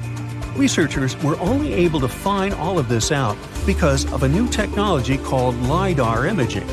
Do you know how we've used sonar technology to map out the ocean bed? Well, this is very similar to that. But instead of using sounds, we use laser systems. This mapping system allows researchers to see through and beyond the thick canopies of forests.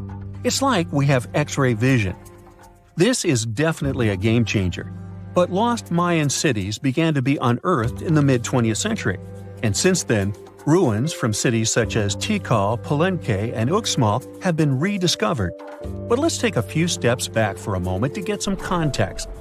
The Mayans were one of the biggest pre-Columbian civilizations living in the Americas. Until now, experts believe that, at its apex, the Mayan civilization consisted of over 40 cities with a population of millions of people. That's a lot of folks. Their civilization spanned Mexico's Yucatan Peninsula, Guatemala, and Belize. and they survived mainly on agriculture. The thing is, the Yucatan Peninsula was an extremely difficult place to grow crops. So the Maya had to develop a complex irrigation system in most of their cities. They built a series of ceremonial buildings, pyramids, plazas, and even courts for playing ball. The Mayans might have been keen pyramid builders, but they also developed an advanced astronomical system. With whatever ancient technology they had, they were able to predict the exact location of planets, such as Venus and Mars, as well as the exact dates of eclipses. Now, let's take a look at some of their sites. This is Tikal. Located at the heart of the Guatemalan jungle, Tikal is believed to have been the capital of the ancient Mayan Empire. At its height, it was comparable in importance to such cities as London or New York in today's world. It is composed of a series of complex monuments. In total, the site has 12,000 buildings. The North Acropolis is Tikal's most ancient complex of monuments. Built solely by human hands around 350 BCE, it served as the resting place of kings and chiefs. Its monuments are up to 200 feet high. Back in the day, the step pyramid temples were painted a beautiful red. Mayans loved that color. Today, of course, you'll only see the limestone. We've said that the Mayans spread out through different countries, so it shouldn't come as a surprise that Chichen Itza is a 10-hour drive from Tikal today. There's no feud between the two, they were just different city centers, like New York and LA. It's got one of the best preserved pyramids on Earth to date. Located in Mexico's Yucatan state, this Mayan city is well over 1,500 years old. At its peak, it was home to 35,000 people. The site covers 4 square miles of land. The highlight is El Castilla, a tremendous step-like temple standing 80 feet above ground.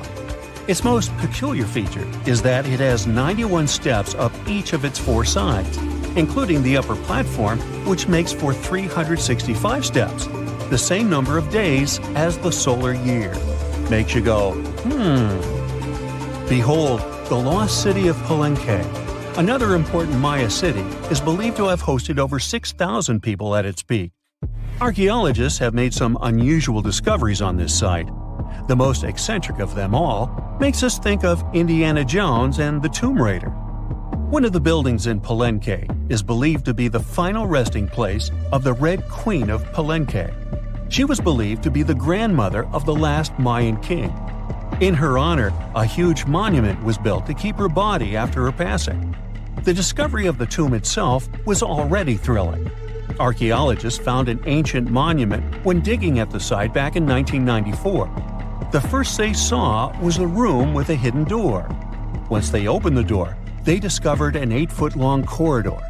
At the end of this corridor was the queen's chamber, and inside was the mummy of the queen herself. They found her to be accompanied by her pearls, jade shells, and expensive rocks. But as the team explored the remains, they saw something strange. The room was filled with a red-colored powder. Researchers knew that the color red was important to the Mayan people, but they didn't understand why the queen was buried with this unknown substance. They took a sample back with them for further analysis and discovered that the red powder was cinnabar, a very dangerous mineral.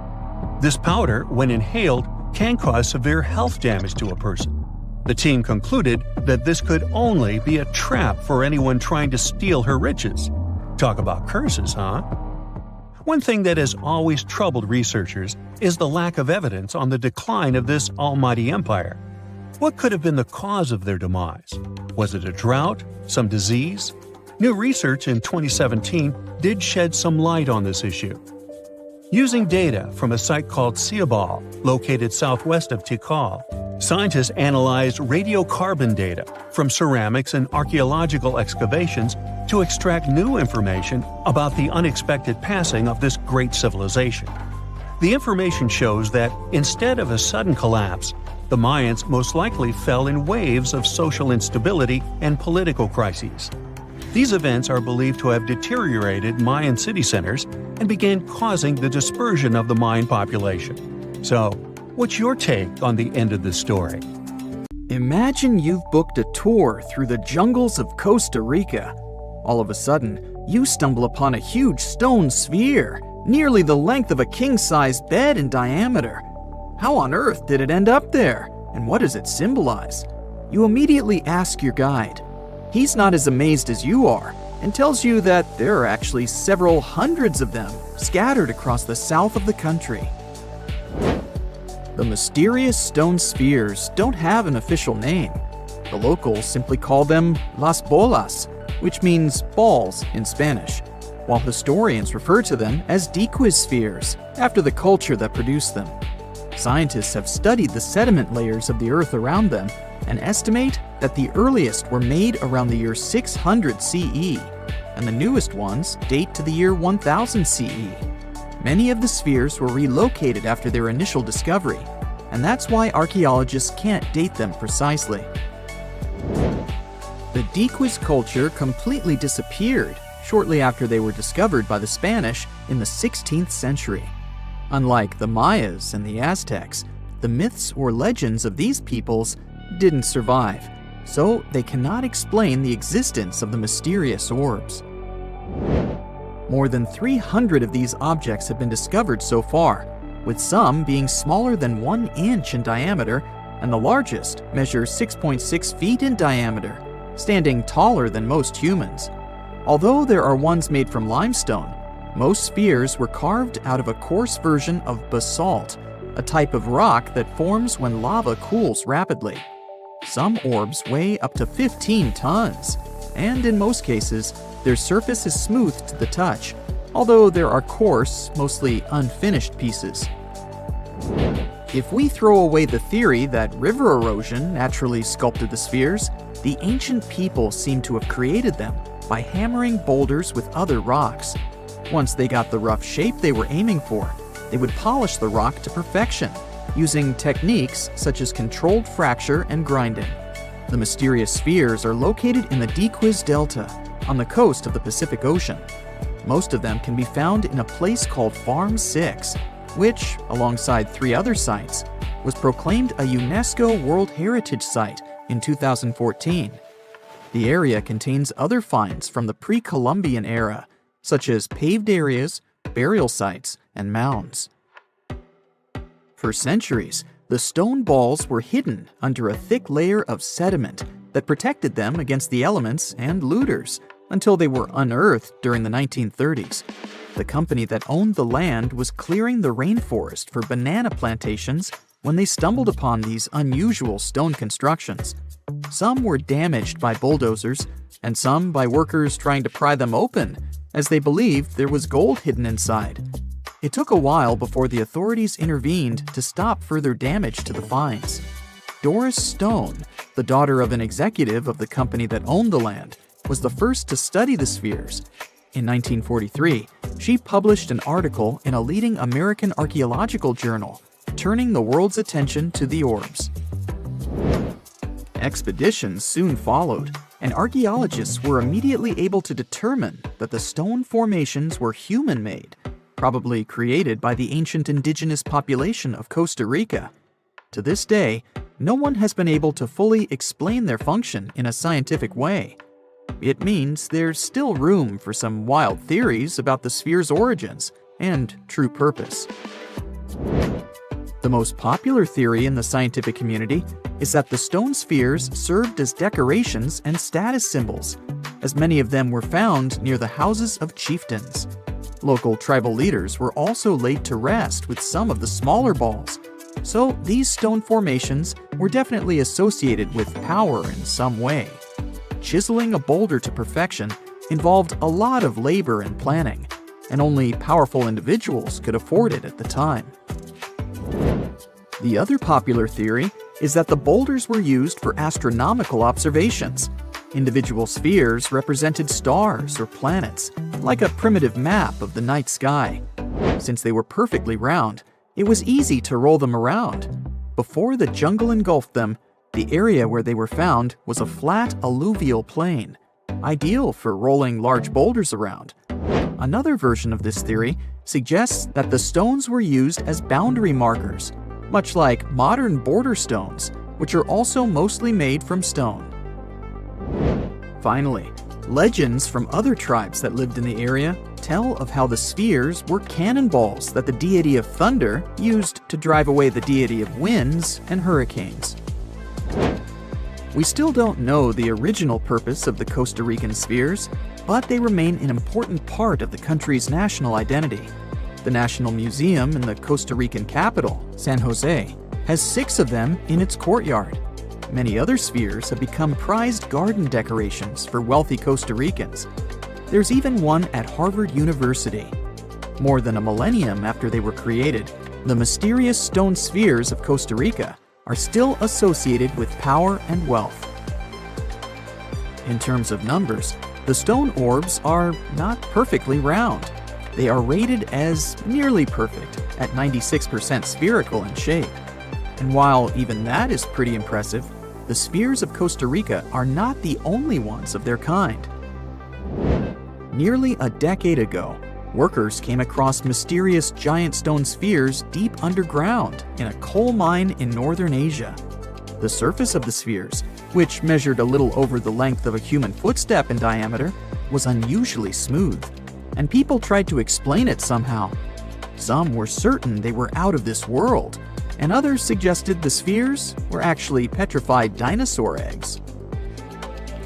Scientists quickly put an end to further discussion, as it turned out that the mysterious spheres were concretions. Those are rock formations that take millions of years to form deep underground. Think of a pebble that picks up snow as it rolls down a hill. That's how concretions are made.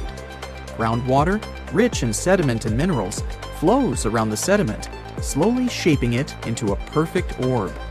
The process is quite common in nature, but most concretions are fairly small. The spheres found in the coal mine grew to their size in the mineral-rich ground, and they were big enough to get the press and the general public interested. Another possible case of concretions is the massive stone spheres found in the Visoko Valley in Bosnia. Samir Osmanagic, better known as the Bosnian Indiana Jones, was the first to explore those objects about as wide as the length of a London bus. He believes the stone spheres were carved by a lost civilization that lived in the area 1,000 years ago. The reddish color of the orbs, though, is proof to geologists that they are indeed concretions, rich in iron content. The Moai marbles, found in rural Utah, are similar in color to the Bosnian spheres. These tiny concretions are the size of toy marbles and consist of a sandstone core and a shell made out of hematite, an iron ore.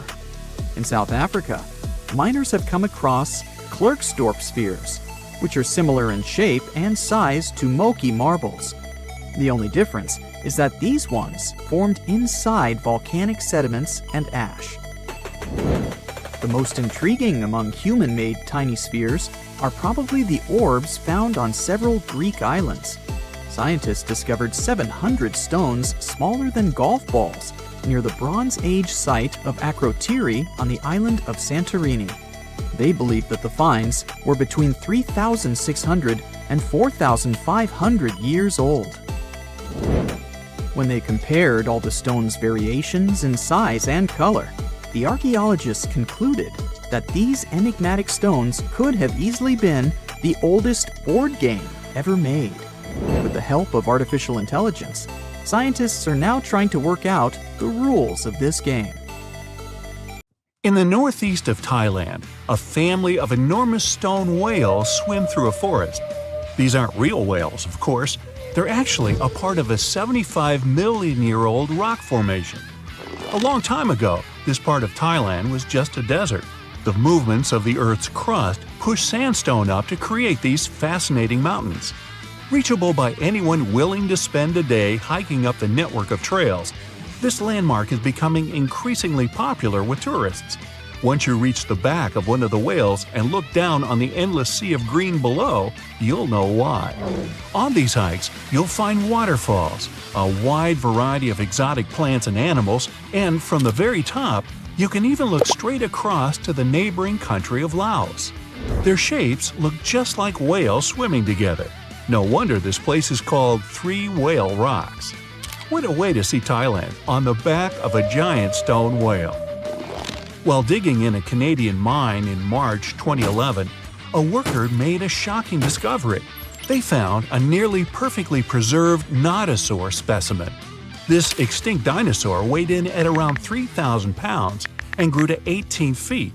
Despite being over 110 million years old, the nodosaur was so well preserved that you can clearly see the heavy body armor and scaly skin that covered it. It took almost an entire year of painstaking work to uncover the incredible find. The fossil was finally unveiled in a Canadian museum in 2017. Unexpectedly, analysis of the skin showed shading that the nodosaur may have been capable of camouflage, like modern-day geckos and moths. This is in addition to the spines and scales that already make it a walking tank. Still being studied today, this nodosaur could go down as one of the most important fossils discovered in a long time. Its detail could help us to uncover even more of the mysteries of the past. The Voynich manuscript is the world's most mysterious document. Since its discovery in 1912, the manuscript has been a complete mystery to everyone that comes across it. It is heavily illustrated with strange pictures of alien plants, unknown objects, and the zodiac symbols. But the most interesting aspect of it is the writing. The language used in the text is completely indecipherable. No one knows what it says, who wrote it, or where it was written. We don't even know if it was a real, functional language or if it was just created for this one text. The drawings of different plants are equally intriguing. Most of the plants in the manuscript are identifiable as plants, but they don't match up with any known species. A professor of applied linguistics in England claimed to have deciphered some of the characters in the book, but we haven't managed to uncover any more information about this mysterious text. If you're ever going to head down under, don't forget to pay a visit to the Mystery Craters in Queensland. Halfway between Bundaberg and Gingin is one of Australia's most baffling finds, and that's saying quite a lot for Oz. In 1971, the site belonged to a farmer growing zucchini and potatoes. As the farmer tried to expand his farm, he kept hitting large rocks in the fields while plowing. When he took a closer look at the rocks in his way, he found marine fossils and some strange craters. The farmer passed his finds on to geology professors, who set out to research the formations. When the geologists began digging around the area, they uncovered a huge layer of sandstone and ochre stain that was completely covered with craters. There were 35 craters in total, and the layer of rock is estimated to be around 25 million years old. The scientists studying this mystery believe that hot springs, former ocean activity, and meteors are the prime suspects behind the craters. And I'd like to know about the characters who named those towns Bundaberg and Gingin. What fun names! Now, the Antikythera mechanism is an ancient computer of sorts that's still baffling scientists with its extraordinary design. Around 2,000 years ago, a Greek ship sank off the coast of the island of Antikythera. The wreckage was discovered in 1900, and divers salvaged some of its ancient artifacts. When archaeologists started sorting out the discoveries from the wreckage, they came across an object that didn't seem to fit with anything else. The wreckage was ancient, but they found an incredible device that seemed far too technologically advanced. The machine functioned as a calculator, allowing its user to follow time, the movement of stars, eclipses, moon phases, and even countdowns to events like the Olympics with amazing precision. This level of technology is almost impossible to explain coming from an ancient Greek wreckage. No mechanism would come close to the machine until the 14th century, when geared clocks began to be built in Europe. How was the device, created so long ago, 1,400 years before its time? Could the sinking of the Antikythera and the loss of the calculator have held the development of technology back by hundreds of years? Meanwhile, the Caucasus Mountains near the Black Sea are one of the few areas of Europe that haven't experienced much human impact. even though most white-skinned people in the world are referred to as Caucasians. Despite this, archaeologists have found many ancient megalithic structures in the area. The house-like structures, known as dolmens, contain jewelry, bronze tools, and assorted pottery. Archaeologists don't know who built them, why they built them, or what their true purpose is. The stones were either two stones held together by a large stone as a roof, or smaller stones stacked as walls with a hole only on one side. There have even been stone plugs found that to seal whatever is inside. What's even stranger about these stone formations is that they aren't just found in the Caucasus. They're found all over the planet, in Australia, South Korea, Colombia, Africa, and even France. Their purpose is unknown, so all scientists can do is speculate.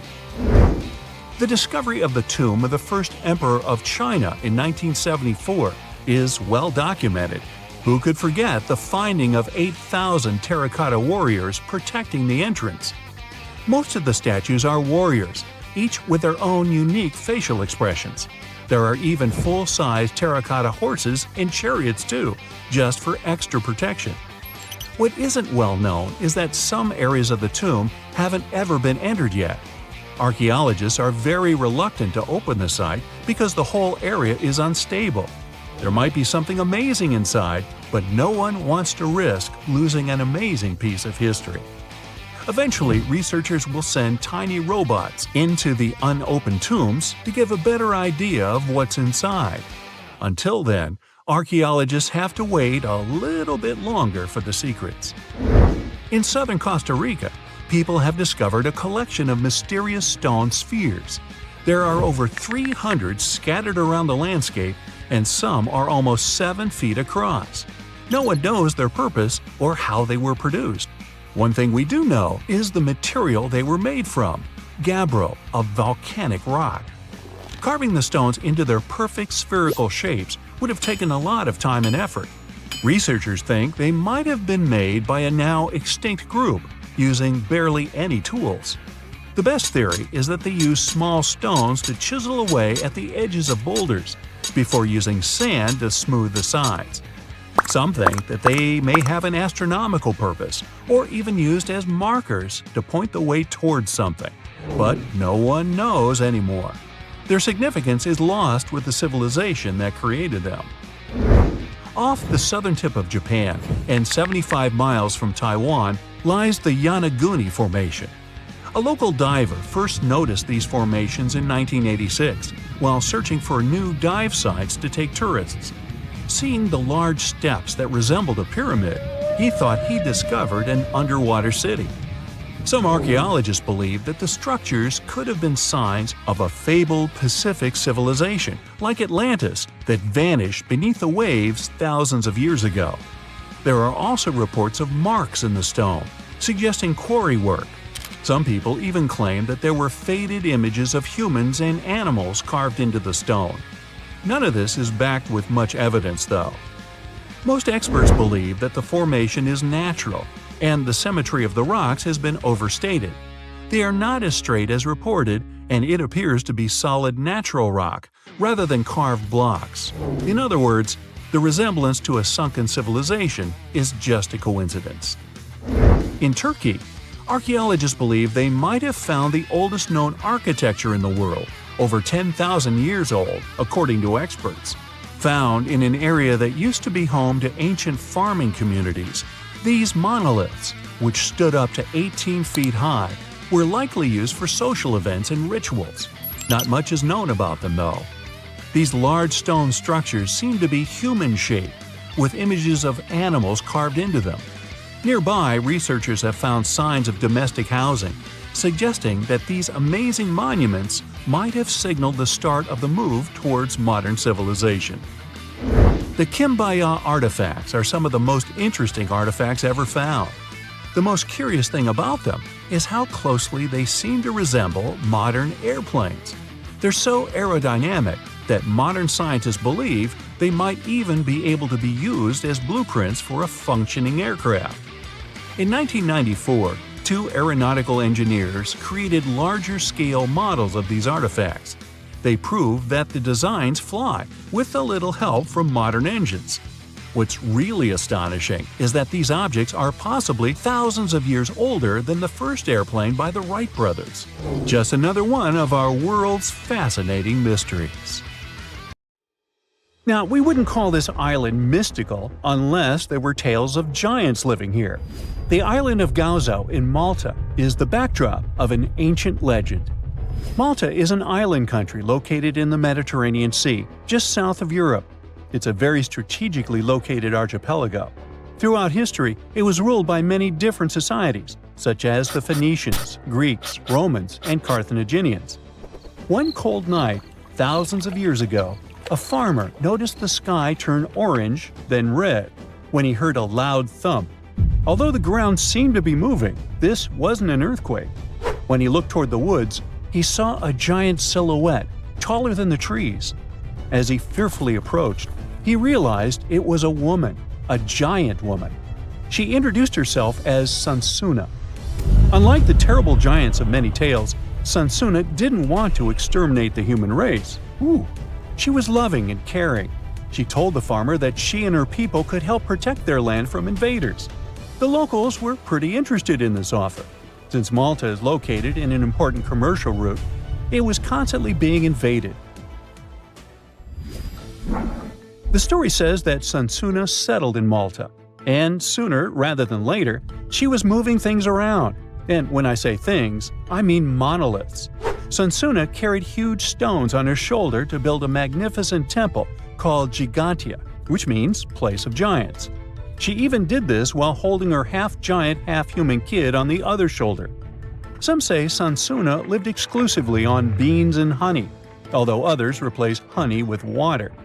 The funniest bit here is that Malta is the 10th smallest country in the world, but it somehow managed to host giants. Hey, go figure. The temple looked like a giant game of Tetris, with some stones weighing as much as 20 elephants. Some of these monolithic rocks are so heavy, scholars guess it would take 50 men working together to lift just one stone. Now, as much as this is entertaining, humans never proved giants were real, so this story couldn't be true. There's a brief mention of a species of giants called the Nephilim in some ancient texts. The Nephilims would have been terrible giants that wreaked havoc on the earth and only survived until the Great Flood. But nobody ever found real proof of this species really existing on Earth, until this came along. The world of Maltese archaeology unearthed quite a few shocking things in the past years. One of them are known as the hypogeum skulls. Hypogeum is the Greek word for underground, and this incredible site was discovered in the first decade of the 20th century. Back then, Malta's National Museum director received an important phone call. Someone had accidentally dug some impressive bones and asked him to come check it out. The hypogeum looked like an underground city, filled with mazes and rooms that stretched along multiple floors. They were all made with similar limestones as the Maltese temples above ground. The hypogeum was filled with important relics and artifacts. Scientists quickly understood that the hypogeum was built as a type of final resting place for locals. So, along with skulls, they found a lot of bones and skeletons. One of these artifacts were skulls, but these weren't regular human skulls. Rather, they were of the elongated type. To make matters worse, these skulls were hidden from the public for years. People started to talk and created a bunch of theories behind it. The truth is that this discovery was a turning point for Maltese archaeology, although scientists didn't know what to do with it. Some wondered if these skulls were natural or manipulated, since they knew some cultures in the world used head binds to alter their skulls. Other scientists threw in the hypothesis of little gray people or even the legendary giants. Some say that the elongated skulls could have been sculptures that worshipped otherworldly deities. There was no way to confirm any of these theories, so the question remained: who were the builders of Malta's megalithic temples? Now let's take a look at what scientists know. The Maltese megalithic temples have been standing strong since 3500 BCE, which is even older than the pyramids of Egypt. The main dilemma here is that these temples were built even before we invented writing, yet they required advanced technological skills to exist. The Gigantea Temple seems too absurd to have been built by humans. The South Temple has a corridor with 4 oval rooms on the sides, looking like a big shamrock leaf. In one of these rooms, scientists found altars decorated with spiral patterns. It looked like an altar of some sort, indicating early Maltese people used them for ritualistic purposes. The North Temple is similar but smaller, with a very low entrance that makes people crouch down to get inside. You get it? You need to bow down to their deities in order to get into this sacred place. I mean, one can't help but wonder about the secret reasons these ancient builders had to build such a huge temple. I'm thinking they probably cast one of Daenerys' dragons to move the monoliths around. Yeah, I'm joking here. But hey, remember the entrance to King's Landing? Yup, the series used the Medina Gates in Malta as the exterior of King's Landing during Episode 3 of Season 1. Anyways, back to the giants. The ritualistic theory of the whole thing won a few points when archaeologists uncovered these mysterious figures. They're popularly known as fat ladies. These tiny statues have round bodies and faces that show how much they enjoyed life. They kind of look like a miniature Sunsana, the giantess we talked about. Scientists believe these were statues that celebrated well-being and prosperity. It does prove that the people of the time had advanced craftsmanship skills, and they were pretty intentional with their constructions and art manifestations.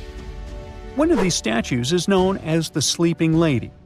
This Neolithic piece of art depicts the figure of a large woman lying on her side sleeping.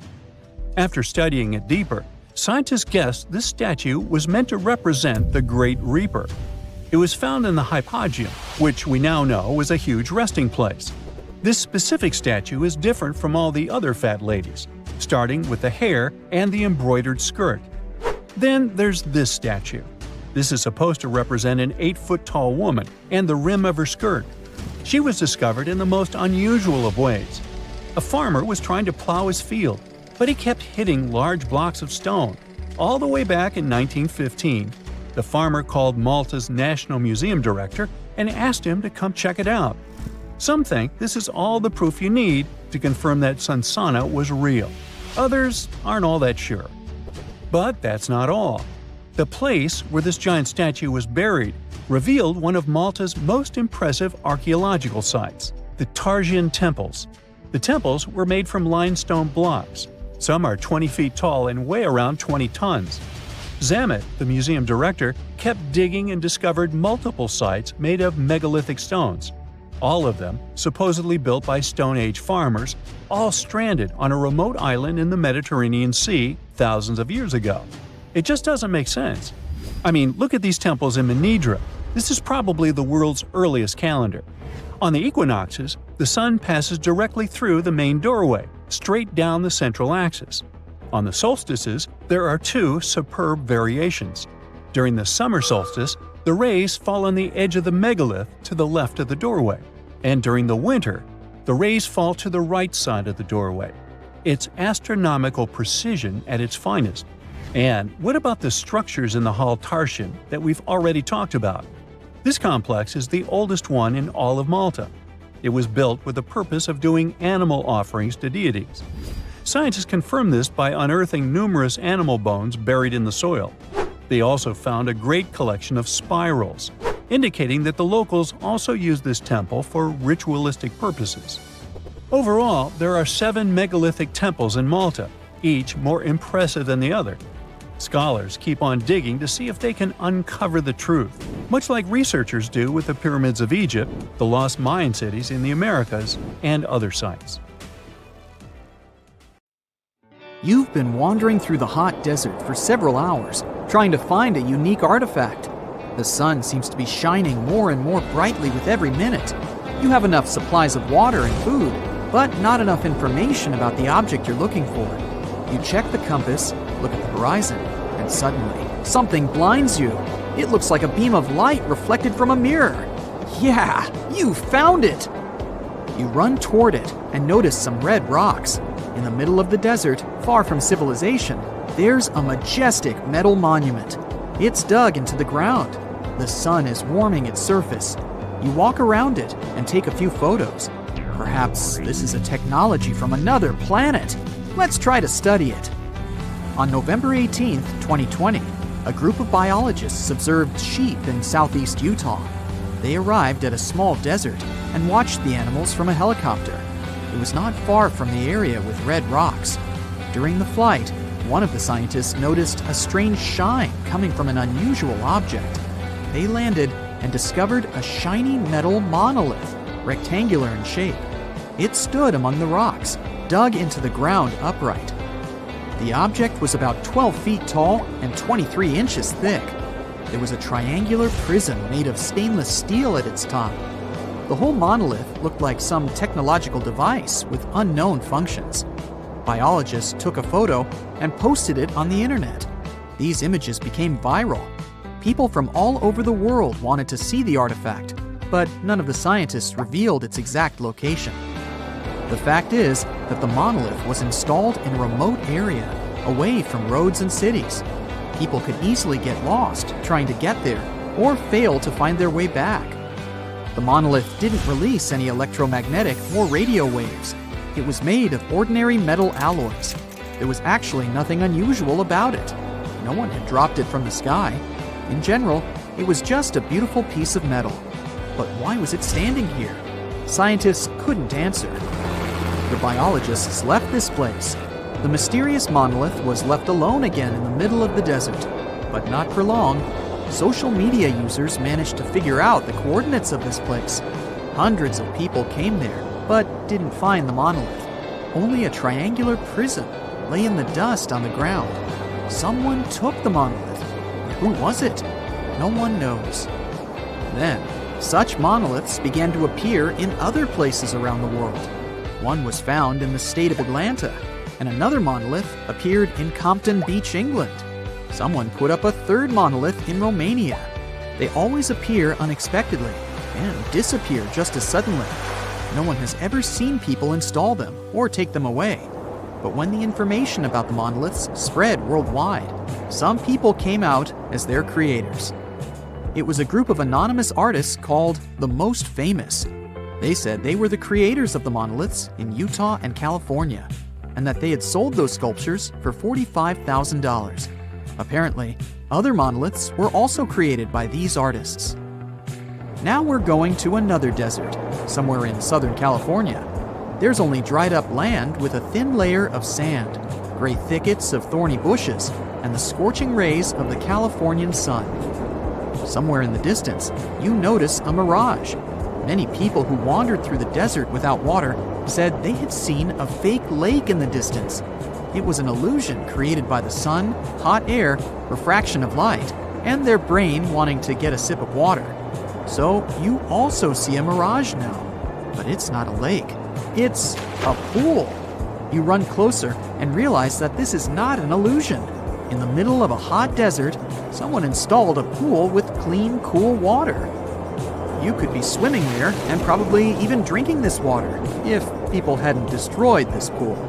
One artist built it in the summer of 2014 and posted several photos on the internet, but without the coordinates. Many tourists tried to find it, but only a few succeeded. They took photos of the pool and left. But then, someone destroyed it completely.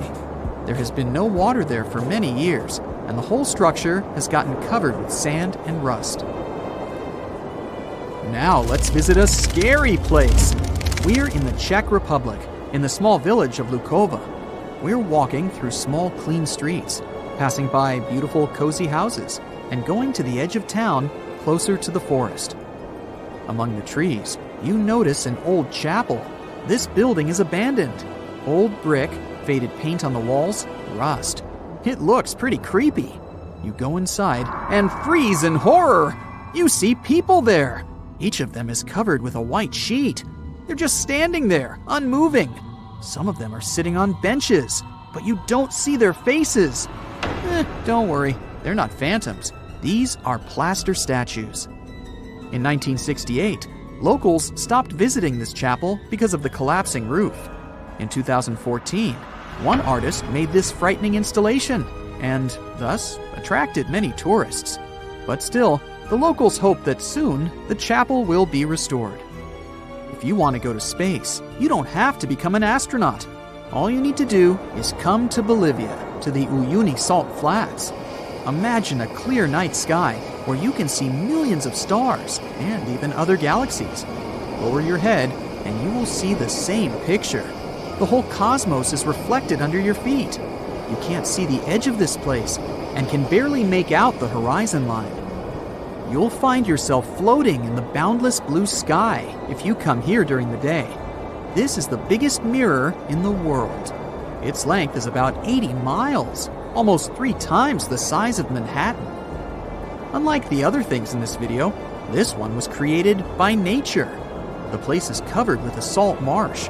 After the rain, a thin layer of water forms on this salty surface and reflects the sky. This is one of the most beautiful places on the planet, so make sure to go there. Now, we're in the green forests of Scotland. Walking through this place, you may not notice human silhouettes among the trees and bushes. These silhouettes are motionless. It's like they're waiting for something. All of them are covered with a special material that reflects the forest surrounding them. Famous Scottish sculptor Rob Mulholland made these statues from plexiglass, the kind of glass that functions as a mirror. 6 sculptures are united in one installation called Vestige. Rob wanted to show that people who lived in forests many years ago were united with nature. They were part of the green world, and their lives depended on the state of the forest and harvest. That's why they're so beautiful in the summer and creepy in the winter, when slush, snow, and bare trees get reflected in them. Here's a sculpture of a woman standing on a huge log as thick as a train. This is what the tiniest statue in the world looks like. This log she's standing on is just a strand of human hair. Imagine how small this sculpture is. It's impossible to see it without a microscope. South African artist Jan T. Hurwitz created it. After people took several pictures of this statue, it disappeared from the hair. Only Jan T.'s fingerprint remained on it. The artist doesn't reveal how he made such a piece of art, but some say that he used nano-resin. This is not his only work. You can find his other projects on the internet. This giant sculpture is in India. It's called the Statue of Unity. It's twice as tall and several times more massive than the Statue of Liberty. This is the image of Sardar Vallabhbhai Patel, one of the founders of India. It was built in the fall of 2018 and is still the most giant statue in the world.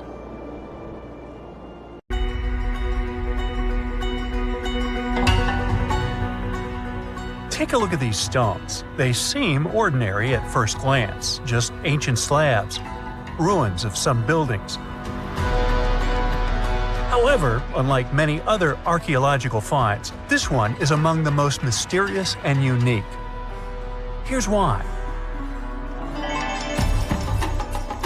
These stones are the remains of a large temple complex called Puma Punku, located in Bolivia. Scientists aren't certain, but it's likely that Puma Punku was built by the Tiahuanaco Empire, which existed between 300 and 1000 CE, before the Inca Empire. There is no information suggesting that this civilization had advanced building technologies. Moreover, they might not have even had a writing system. Every stone was carved and polished with astonishing precision. They fit together perfectly, like pieces of a puzzle. The craft is so refined that not even a razor blade can pass between the stones. Quite impressive for people who lived around 1500 years ago. And these stones are heavy. The largest ones weighed around 130 tons.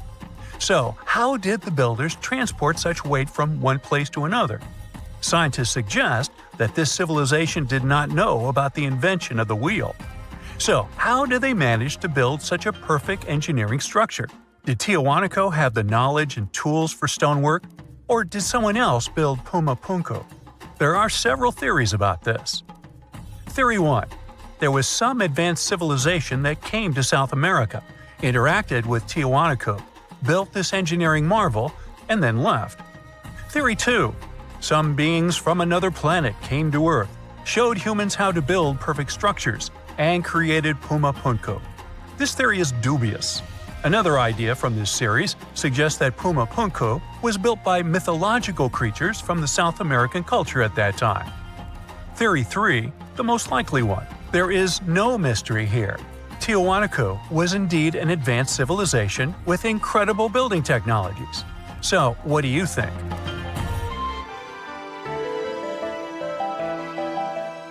Okay, we've seen some pretty rectangular stones used for building a temple. How about perfectly round stones for studying the starry sky? Or for some other purpose, it doesn't matter. So, welcome to Costa Rica. In the south of this country lies the so-called decaspheres. These are large, heavy, round stones created in the pre-Columbian era, around 600 CE. Now, each stone is made from a unique type of rock formed from cooled magma. In other words, someone waited for a volcanic eruption to end and for all the magma to cool, and then took all this material and carved these spheres from it. But how did they achieve such a perfect shape? Scientists suggest that people use small stones to grind and carve the cooled magma. Some specialists think that the stones were made for navigation. They could have indicated the way to certain places. Another theory claims that the deca squares were used for astronomy. No one knows for sure. We may never get the answer to this question because the people who knew the secret of the stones disappeared after the Spanish expansion.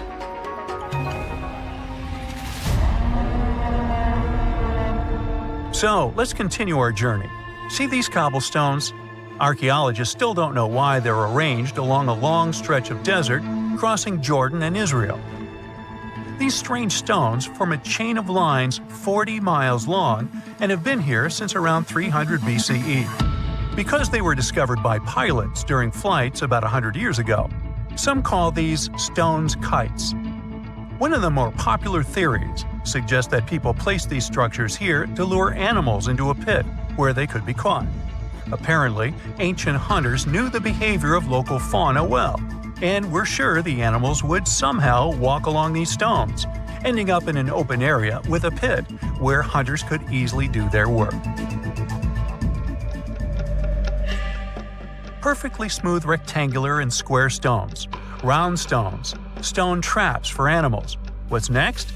How about a stone canvas or stone painting? To see this ancient artifact, we'll travel to Glasgow, Scotland, where archaeologists unearthed a stone slab created about 5,000 years ago. It is called the Cockno Stone. The slab measures 43 by 26 feet, about half a basketball court. And this entire area is filled with strange swirling patterns that scientists call cup and ring marks.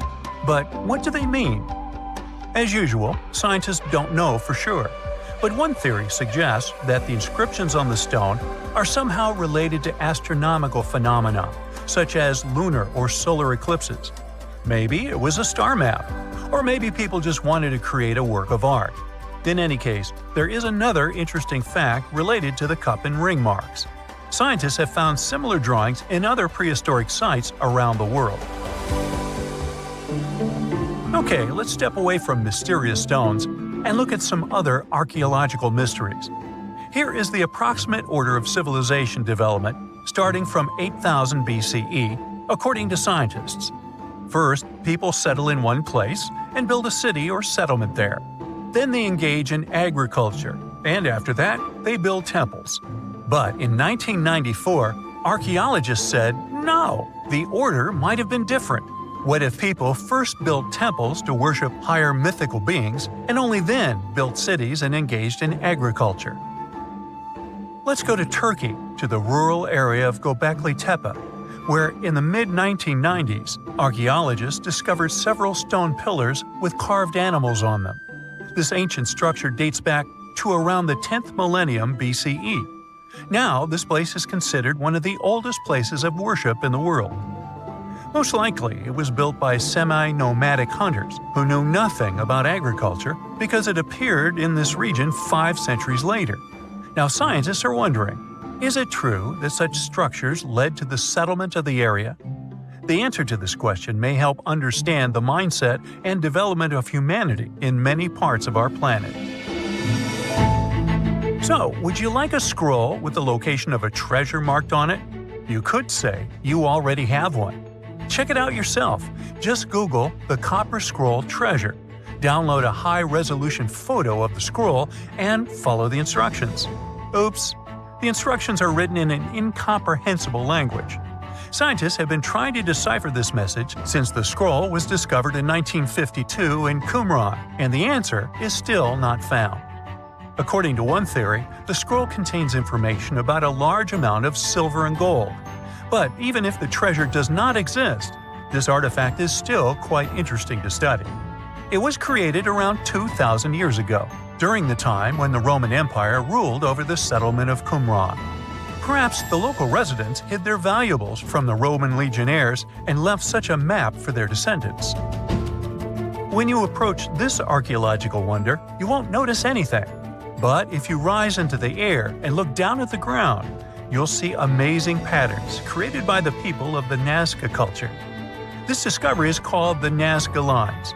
Pilots and passengers of commercial aircraft first noticed them in the 1920s and 30s during flights over Peru. These large drawings consist of geometric lines, complex images of animals, and whimsical figures. More than 2,000 years ago, people removed part of the surface soil of this land and created these patterns. But why? The Nazca Lines continue to captivate researchers and enthusiasts alike. Recent technological advancements, such as drone imagery and satellite mapping, have provided new insights into these enigmatic formations. Some researchers are now exploring the possibility that the lines serve multiple purposes, including communication with someone not from our world. And to some extent, this is true. Some scientists believe that the Nazca Lines were a ritual method for communicating with the deities of the Nazca civilization. Studying these archaeological wonders not only enriches our knowledge of the past, but also inspires us to appreciate the ingenuity and creativity of the human spirit. Have you heard of Göbekli Tepe? It's an ancient site in Turkey that literally made historians rewrite history books. Over 11,000 years ago, a group of prehistoric humans crafted an enigmatic masterpiece that's even older than Stonehenge.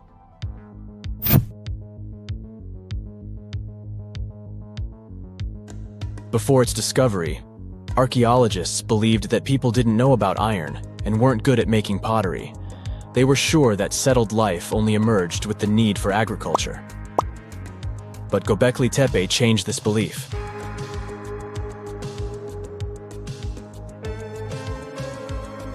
The place has revealed that it was the temple that paved the way for a settled life, not agriculture. Until this discovery, researchers believed that farming was the catalyst for sedentary living. Meet Professor Schmidt, the guy whose findings changed this theory.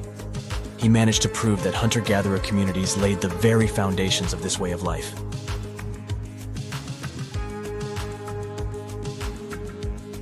Back in the 1960s, other archaeologists visited the area, but they totally missed the mark. While surveying the region, they stumbled upon a hill with scattered limestone slabs and concluded it was just an old burial ground from medieval times. Little did they know that there was so much more to uncover.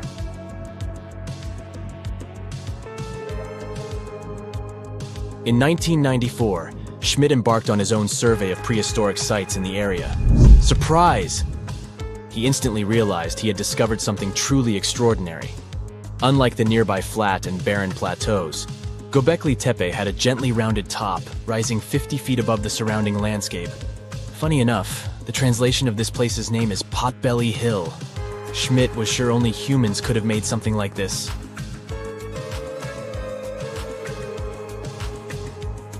Those broken limestone pieces that were mistaken for gravestones turned out to be way more exciting. It was like stumbling upon a hidden treasure. The pieces took on a whole new meaning, and Schmidt with his team was about to dive into the secrets waiting beneath the surface. To their surprise, they found no traces of a settlement, no hearths for cooking, no houses, and none of those adorable clay figurines commonly found in nearby sites of similar age. However, they uncovered that those ancient people used tools like stone hammers. So, Schmidt and his team put their heads together and took a wild guess at the age of Göbekli Tepe's stone structures. Their estimation got backed up by some limited carbon dating done right at the site. The ancient vibes of this place were finally starting to make sense. It was like a puzzle slowly coming together.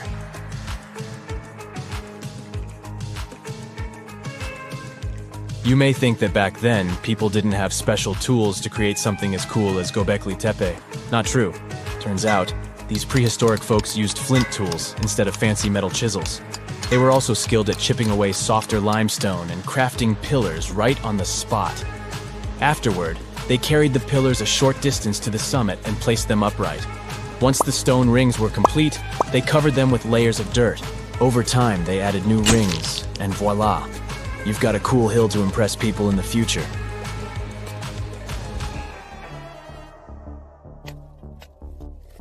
During their first year of excavation, the team went through 15,000 pieces of animal bones from wild creatures. These people didn't have pet animals or grow their own food. They hunted wild animals for their meals. But things were about to change, because the place had everything they needed to start farming. Scientists say they had wild sheep and wild grains that could be domesticated. And guess what? Just 20 miles away, geneticists found evidence of the world's oldest domesticated strains of wheat at a prehistoric village.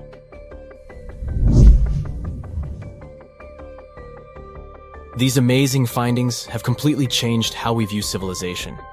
In the past, experts believed that people needed to learn how to farm and settle in one place before they could build temples and develop complex societies.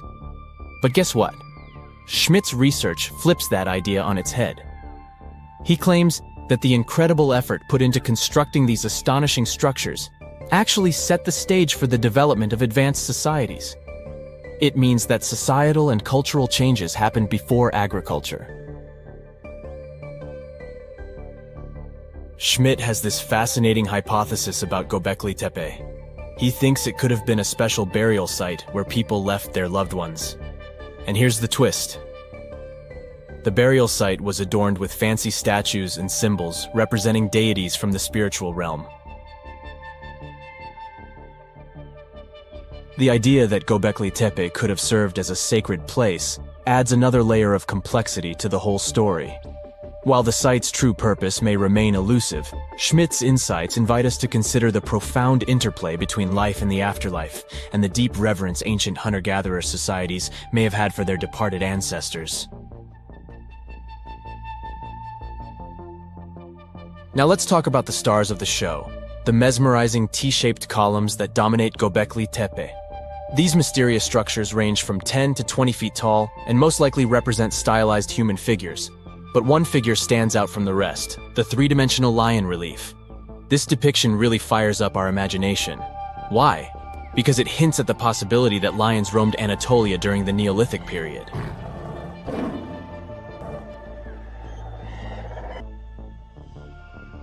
These standing stones are arranged in circles and placed in rectangular pits. Each circle has a similar setup. Two big T-shaped pillars in the center, surrounded by slightly smaller ones facing inward. Talk about a stylish arrangement.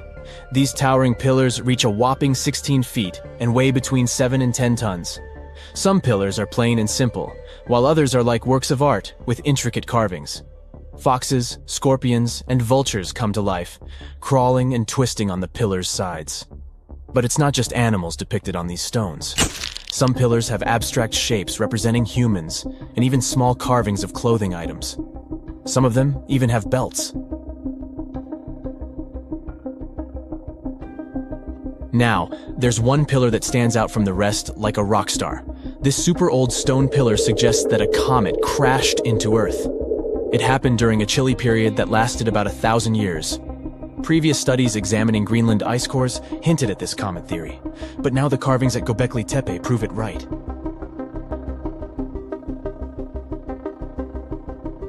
The carvings on the pillars are like a historical comic strip. They even show a headless human figure. Researchers fed the images into a computer and discovered their connections to constellations, indicating that this temple might have been an ancient observatory. It's like our ancestors were trying to document this cataclysmic event in their own unique way. Archaeologists have been excavating and researching Göbekli Tepe since the mid-1990s, peeling back layers of history and providing us with a deeper understanding of the intricate relationship between various elements. They have no plans to stop the whole process for another 150 years. Who knows what else they'll find? You see, Göbekli Tepe has been labeled purely as a ritual site with no signs of domestic activities. We were led to believe that the absence of water meant it couldn't support semi-sedentary communities. But scientists believe it's time to shake things up and approach Göbekli Tepe with fresh eyes. It's time to question what we believed before and use new evidence and different ways of thinking. Like, there might have been a group of people living in the area who didn't stay in one place all the time. They moved around a bit but still had their own civilization, living in the area semi-sedentarily. Göbekli Tepe is not just home to a single temple, but an astounding collection of over 20 ancient structures.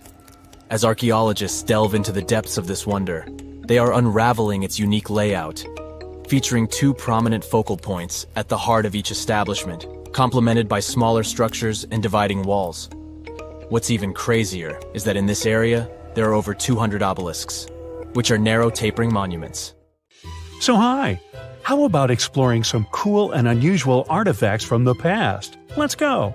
Have you ever heard of Chinese magic mirrors? These mirrors were made of solid bronze. They had two sides. The front was a shiny polished surface, similar to our typical mirrors. It was the back that did the magic. When bright light fell on the mirror, it looked as if it was transparent, and the pattern on the back of the mirror got projected onto the wall. The backside could have different designs on it, depending on what its creator wanted to depict. Since the mirror was made out of bronze, no one expected this optical illusion to occur. These ancient artifacts date back to 2900 to 2000 BCE. They became popular in China and were produced in large numbers at the time. Eventually, their fame faded away. For centuries, the magic of these mirrors baffled both people and scientists. In the 11th century, Chinese scientist Shen Ku decided to study the mirrors. He conveniently had 3 of them. He was surprised by the ability of the metal to act as if it were transparent. He believed that some tempering techniques created surface wrinkles on the mirror to make it translucent. Yet these wrinkles were imperceptible to the human eye. It turns out he was right. Many scientists tried to decipher the open mirrors over the centuries, but remained clueless. Finally, in 1932, William Bragg discovered that Shen Ku had been right about imperceptible surface wrinkles all along. Every once in a while, people open multiple tabs in a browser and come to a point where there's no room for a new tab. Apparently, this had also been happening long before computers and the internet were invented. Meet the 16th century browser. This is a full-size book wheel. It's kind of a custom-made rotating bookshelf. Gregory Hayworth, a specialist in textual science, says that this tool has a system of epicyclic gears. That means that the book wheel has a working principle like a planetary system. One gear rotates around another. The shelves of the device maintain a constant 45-degree incline that holds the book securely as the giant wheel turns. Back then, people used the tool while writing encyclopedias and editions of classical works. In this kind of work, a person has to have many books open simultaneously so that the information from multiple sources can be gathered easily. Italian engineer Agostino Ramelli is the inventor of this piece of early modern machinery. What if I tell you that sponge divers in Greece accidentally found an ancient computer? They pulled out this artifact from a shipwreck near Antikythera Island in 1901.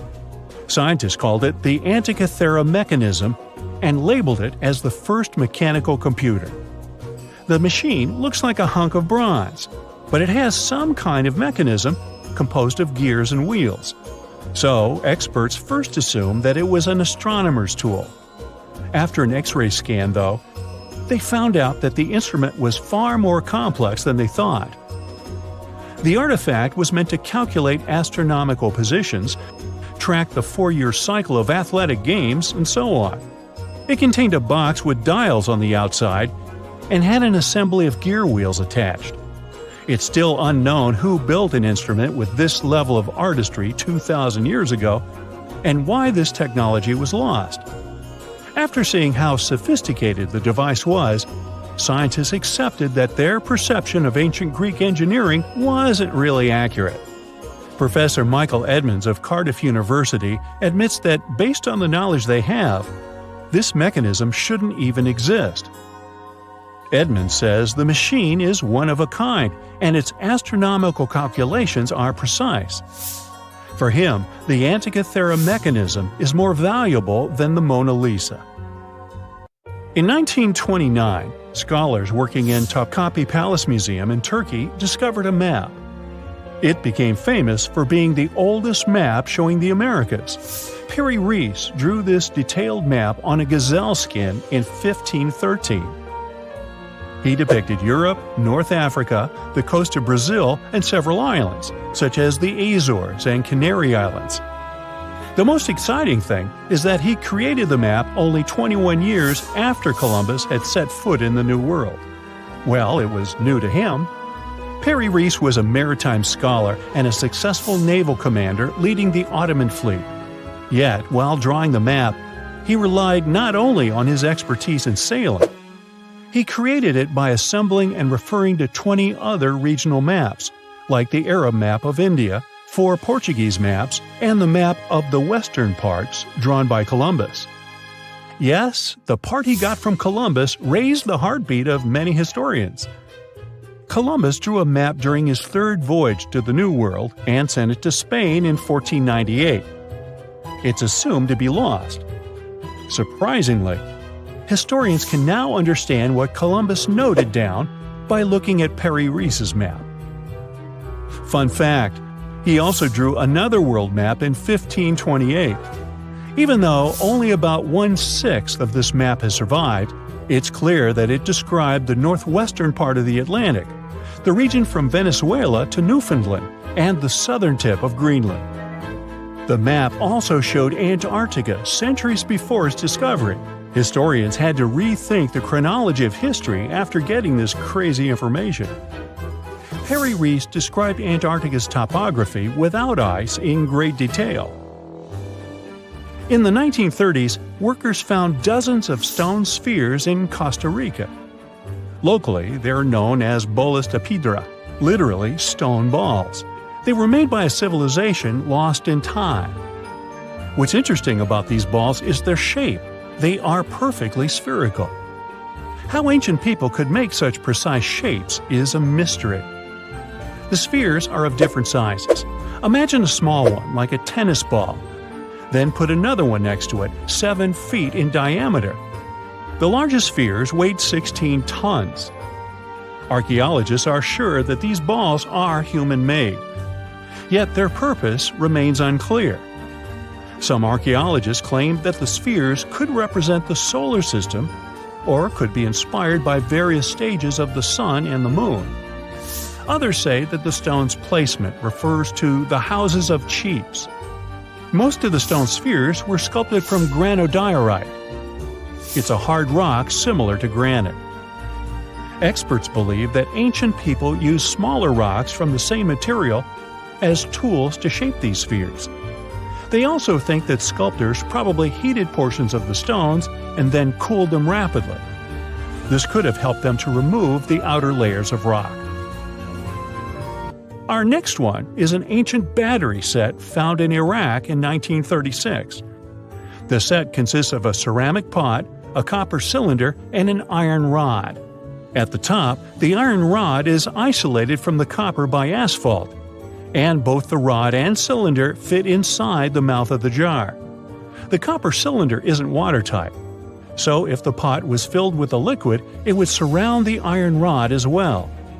Archaeologists focus more on the oxidized iron rod because the vessel just needed to be filled with an acid or alkaline substance to produce an electric charge. After examining this bizarre artifact, an Austrian archaeologist hypothesized that the instrument made use of chemical reactions to generate electrical energy. That's why they likened the instrument to a battery. An ancient civilization might have used it for some kind of electrotherapy. Yet there isn't any electroplated object known from this period. So Koenig's hypothesis was rejected by many archaeologists, but nobody has proven him wrong either. The origin and purpose of the vessel remain unclear to this day. So, want to see the world's oldest art studio? In 2011, archaeologists found 100,000-year-old shells in a South African cave. Those shells were used for paint making. A coating of bright red powder on the inside of a pair of shells is the proof. Archaeologists say they found a complete kit used to produce a pigmented mixture. Now, in a different part of the cave, several paintings were displayed with little price tags on them intended for sale. Nah, just kidding. Although that big one over there would look good over my couch. Imagine you get to be an archaeologist for the day.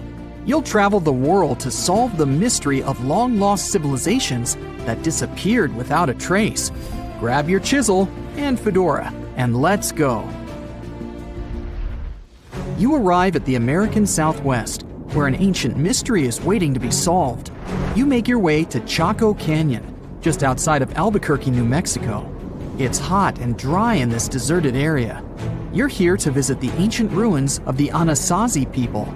It's said that they were a thriving civilization that met a mysterious end. You hike a few miles before you begin to make out the shape of dwellings, constructions built of stone in the middle of the canyon. This is Pueblo Bonito, a 10th century complex that contains as many as 800 rooms and stands over 5 stories tall. The buildings are beautiful and made from sandstone. To access the complex, its inhabitants built a 400-mile network of roads, some of them 30 feet wide.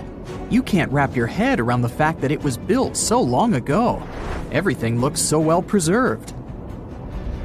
The Anasazi reigned over the so-called Four Corners region from 100 CE to around 1600 CE. During this time, they built a civilization that sprawled over 30,000 square miles, including Colorado, New Mexico, Utah, and Arizona. Standing inside a huge kiva, an underground ceremonial chamber, you wonder what happened to the Anasazi people. Scientists have analyzed tree rings and found out that the Anasazi population lived through a period of great drought.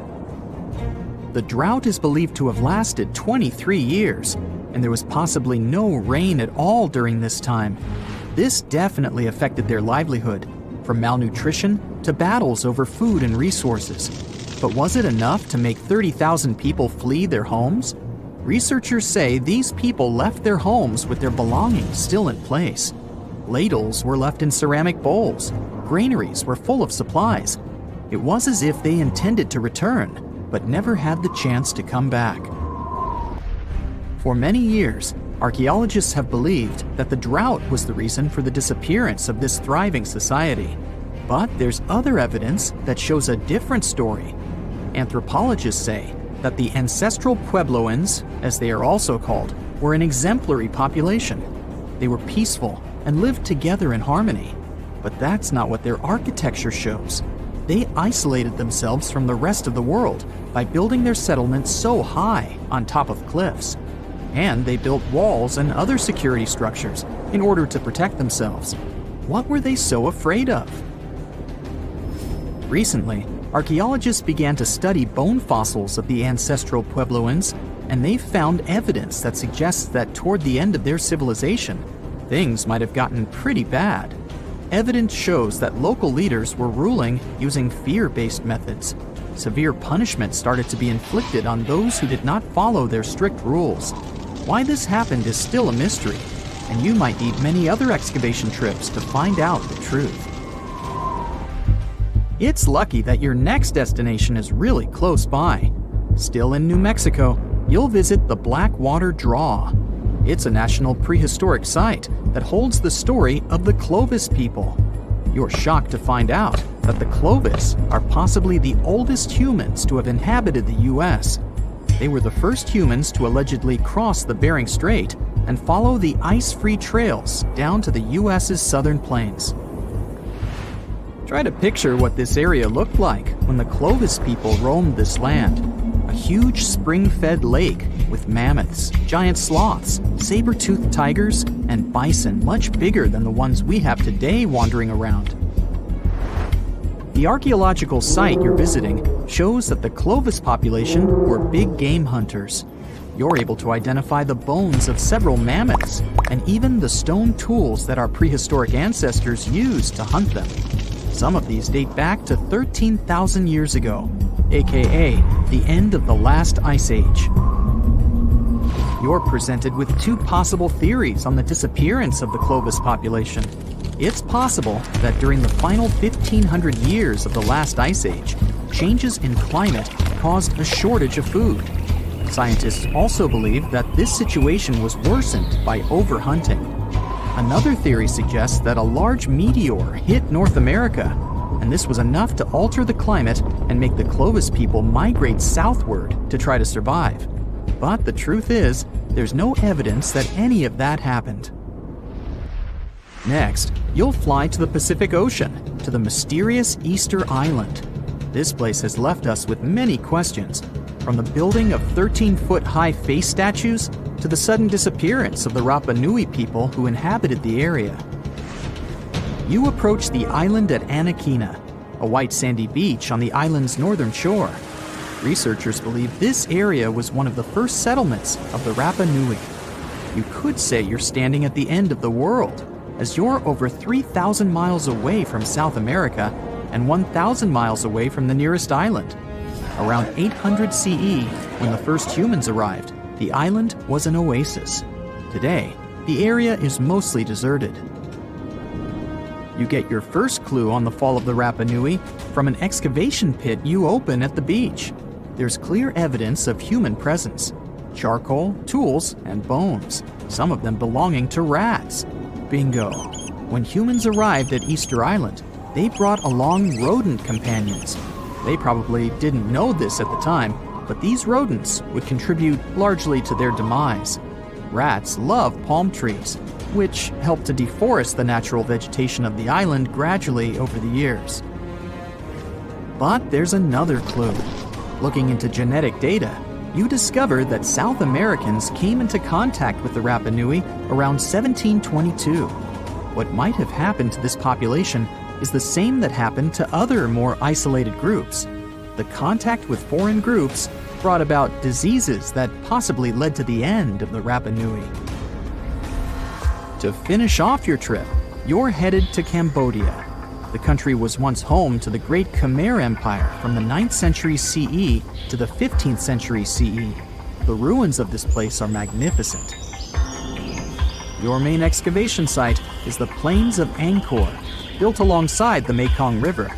This huge site was the most important Khmer city at the time. Just FYI, Angkor actually means capital city in the Khmer language. The Khmer were able to build a huge network of roads connecting Angkor with the rest of the empire. And it's believed that up to 1 million people were spread throughout the Khmer Empire at its peak days. It was the largest pre-industrial city in the entire world. It's comparable in size to modern-day Los Angeles, just so you can get an idea. The Khmers were also master builders and engineers. They managed to build a complex irrigation system that helped their rice farming through the centuries. And to connect their cities, they built almost 500 miles of intricate highways and bridges. Oh, and not to mention the complex architecture of their religious buildings, such as Angkor Wat, one of today's most visited tourist sites in Cambodia. It took over 30 years to build, and it spreads over almost 500 acres. Back in the day, its towers were probably decorated with gold, but today, the site is a maze of vine-covered temples. Like your fellow researchers that came here before you, you're unsure of what caused this civilization to be wiped off the map. One possible guess has to do with the climate in the region. Strong monsoons might have caused massive floods and severe damage to the infrastructure, especially to the water system the Khmer people heavily relied on to survive. But another reason could have been regional conflict and immigration. Toward the end of the 15th century, the empire started to decline in numbers, and this could have weakened its strong power. You might not go home with many answers, but you've certainly learned a lot, huh? Stone Age people were grunting cavemen with spears. True or false? Absolutely false. They were gathering around and forming real culture as far as we've discovered. In Turkey, scientists uncovered a 12,000-year-old mystery that's revising history. It's a sophisticated cosmic calendar made out of giant stone temples that may actually be a warning from the stars. We're talking about Göbekli Tepe. This prehistorical site predates even Stonehenge, our classical stone ring circle, by 6,000 years.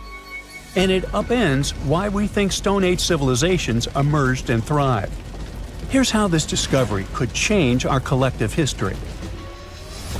Around 10,850 BCE, a massive comet, or better yet, a bunch of comet fragments, smashed into Earth. The skies darkened, the temperature dropped, big animals vanished, and it kicked off a mini ice age that lasted over 1,200 years. What's now a place called Göbekli Tepe was home to a group of humans who survived this entire chaotic event. After it happened, they started paying close attention to the sky. As a way of trying to control time a little bit more, they tracked the movements of the sun, the moon, the planets, and comets. This in turn led them to build a huge lunisolar calendar, the first one in the world. Now, if you were to tour around this classic Stone Age monument, you'd see that not all the stone pillars are blank. Some of them have carvings, like this main one with a bunch of V's on it. Turns out there are 365 V's, which scientists believe represent the days of the solar year. One of them, a V hanging on a bird's neck, is thought to mark a solar eclipse. Other pillars have dangerous animals carved on them, like foxes, lions, scorpions, vultures, twisting and crawling up the sides. Unlike typical Stone Age carvings, these weren't of edible animals like deer or sheep. One of the theories is that these drawings were symbolic. Some archaeologists believe they reflect the fears and chaos this civilization had lived through, a kind of collective attempt to make sense of a terrifying and unpredictable world.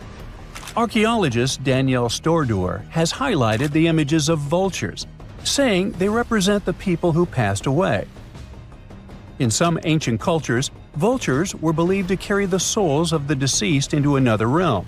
She's seen similar symbols in ancient sites nearby. To understand why this all makes sense, we need to dig deeper into the real purpose of this site. Göbekli Tepe was discovered in 1994 by German archaeologist Klaus Schmidt, who realized that the hill in southeastern Turkey wasn't just another Neolithic mound. Underneath it, his team uncovered massive stone circles supported by pillars weighing up to 20 tons. Radiocarbon dating puts the site at around 12,000 years old, making it the oldest known ceremonial structure ever built. I mean, it predates the Egyptian pyramids by over 7,000 years. This discovery shocked the archaeological world. At the end of the Ice Age, humans were supposed to be nomadic, surviving off wild plants and animals, not building sacred complexes with symbolic art, and giving birth to what we now classify as civilization. We usually think civilization starts with farming, then villages, then crops. But this site suggests something more surprising. Early humans may have come together not to grow food, but to worship. Schmidt found no signs of homes, hearths, or permanent settlement, just stuff used for rituals and gatherings. This has led researchers to believe that spirituality and communal rituals came first and that farming followed.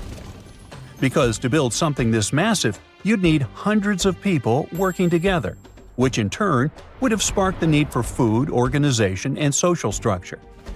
In other words, the temple came first, then the village, then the farm. Now, Göbekli Tepe isn't just stirring debate because it's old. It's because it seems too advanced for its time, and that's where the more controversial theories start to emerge. Some researchers believe the builders of Göbekli Tepe weren't simply primitive hunter-gatherers experimenting with stone tools. They may have been the inheritors of ancient knowledge, remnants of a much older civilization that existed before the end of the last ice age. This idea ties into the Younger Dryas impact hypothesis, a theory that a comet struck Earth around 10,850 years ago, triggering a sudden and catastrophic climate shift. According to this view, the survivors of that event passed down their knowledge through symbolism, architecture, and oral tradition. And Göbekli Tepe could be one of the earliest attempts to preserve that memory. Now, if that's true, then the carvings at this site, especially the animal symbols on the pillars, aren't just decorative.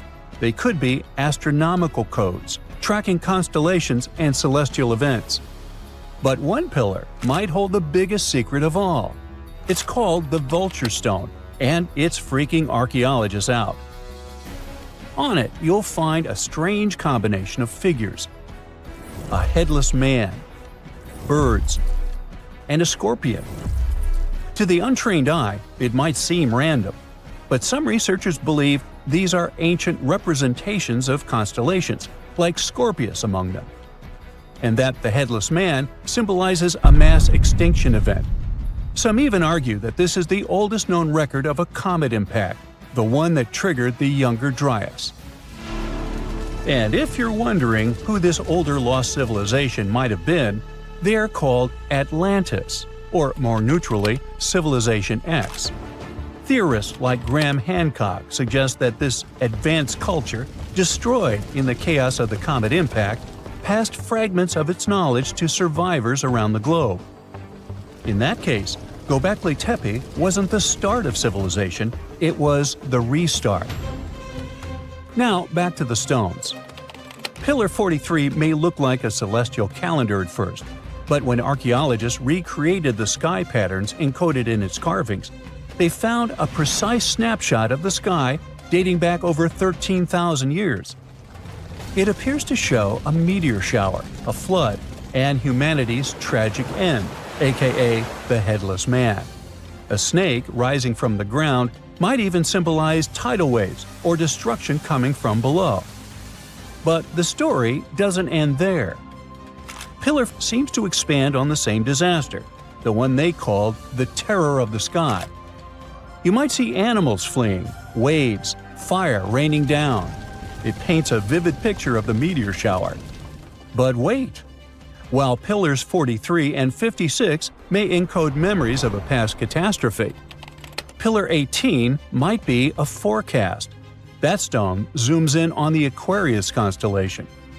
If this sounds familiar, maybe it's from the phase Age of Aquarius, which is the age we're living in now. Some enthusiasts believe this may be a warning for us, and may be telling us that a similar meteor shower will hit Earth and thus you and me and us. I mean, chills! But hey, that's the kind of mystery that makes Göbekli Tepe so captivating. Today, archaeologists know that Göbekli Tepe was part of a much larger sacred complex, now known as Taş Tepeler, a network of ancient sites across the region, each with its own secrets and structures, but connected by shared patterns and motifs. In 2019, excavations began at this sister site, just 40 miles from Göbekli Tepe, known as Karahan Tepe. And here's the twist. Some researchers believe Karahan Tepe might be even older. Unlike Göbekli Tepe, which appears to have been primarily ceremonial, Karahan Tepe has signs of domestic structures like walls, tools, and perhaps even homes. And that changes everything. Because whether these sites were the work of highly sophisticated hunter-gatherers or survivors carrying the fragments of a lost pre-Ice Age civilization, one thing becomes clear. Our ancestors weren't just surviving. They were planning, tracking, and predicting. They were far more capable, curious, and connected to the universe than we ever gave them credit for. Deep beneath the soil in Scotland lies one of the largest Neolithic stones ever discovered. If it had been left above ground, it might have drawn more visitors than Stonehenge. But something strange happened. After excavating it, the archaeologists chose not to display it. Instead, they reburied it for good. Whatever they felt, whatever they saw, it was enough to seal the stone back into the earth.